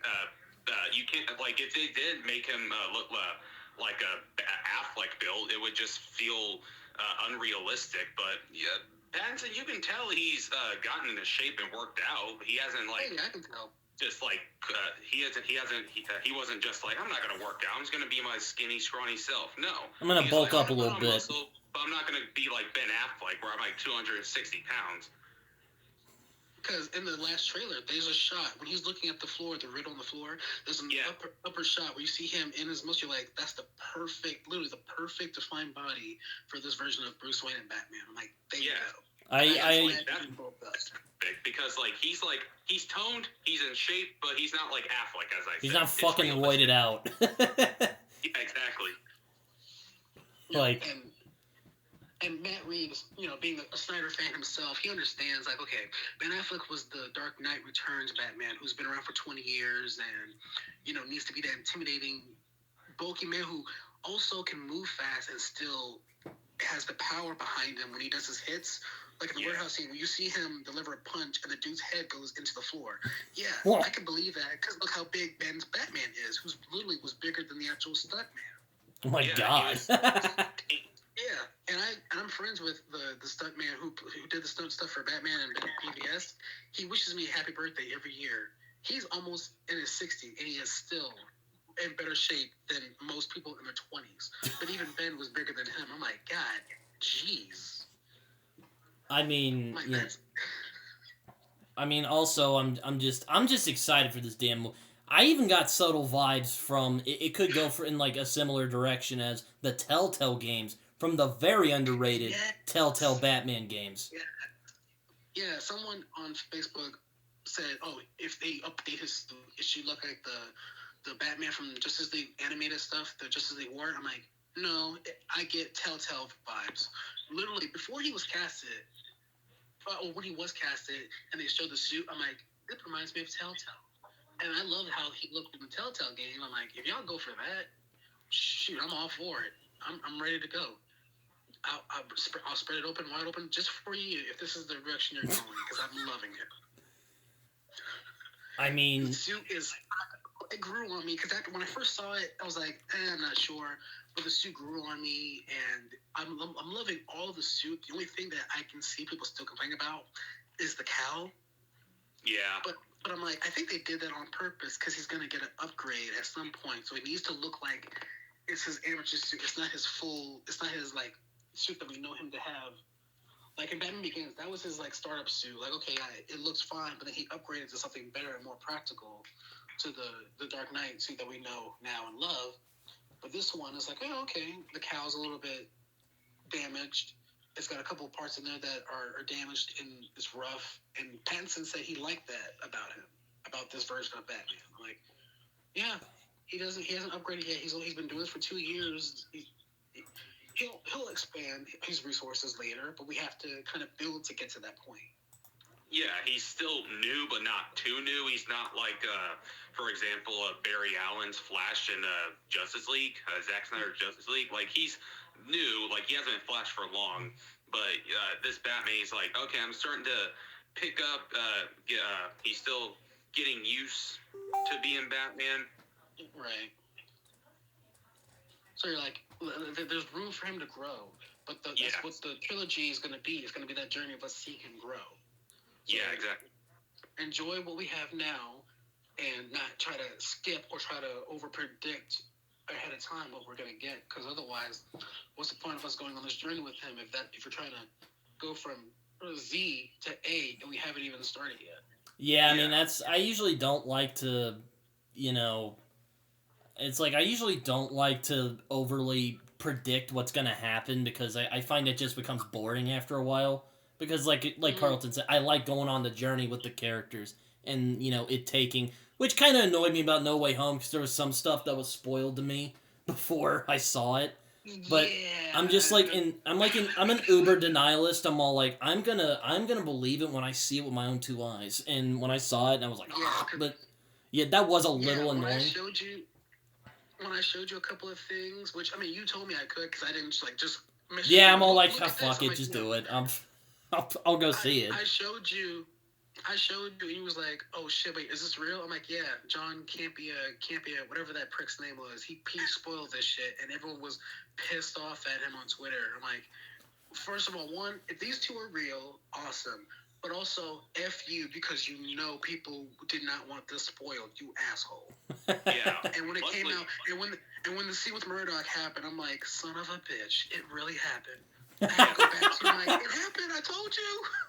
That John Campia motherfucker. Thankfully, I already saw the Matt Murdock League. I didn't see the other one. Yeah, I think I showed you it too. Yeah, I remember you texted me. I was like, dude, John Campia's a bitch. And I was like, yeah, I only saw the Matt Murdock one. Because he was the same one who was like, oh, Ben Affleck is done as Batman. And then he came back for The Flash. I'm like, yeah, You said he would never come back. You said there was no Snyder cut. Do you and Grace Rudolph ever get tired of being wrong and schooled by other celebrities? You want to be journalist douchebags? Because yesterday, Grace Rudolph spread so many rumors about how the Flash is gonna suck and they're gonna do all this, and even Ezra Miller, who finally is on social media, he confirmed, no, we're not erasing anything Snyder related. Like, what? I'm like, how y'all get inside on a movie that's a year away? Bullshit. Bullshit. You got schooled by James Gunn out of all people. That's embarrassing. Yeah, that's sad. James Gunn, the director of Birds of Prey, and by James Wan. Shut your mouth. Stay in the corner. Oh, man. But, man, the Batman, I am pumped for it. Again, probably my favorite, probably my most anticipated film of next year. And, you know, when we do talk about it eventually, we're getting Carlton. Well, actually, I'm like, fuck it. Well, yeah, this year. My bad. We are in 2022 now. Oh my god, I got used to it. I have to always say it's coming out next year. It's coming out next year. No, now I gotta get used to saying it's 2 months away. Oh my god, that's nuts. It's March 4th, and I'm like, oh, daddy, yes, okay. Hell yeah. I'm not ready. I mean, I am ready, but I'm not ready. Oh my god. I mean, this is my most anticipated film of this year, which is kind of sad. Because I feel like, damn, what else is gonna come out? But oh man, I can't wait to see this. Yeah, this, The Flash, Black Adam. What else is coming out this year? I'm sure when we're not thinking of it, I'll think of it. But I'm sure there's a couple of things. But the Batman for right now is kind of on the top priority of mine. Let this be good. Let this be awesome, and let Pattinson have his shine. You know, he's not trying to copy Affleck. He's not trying to copy Keaton.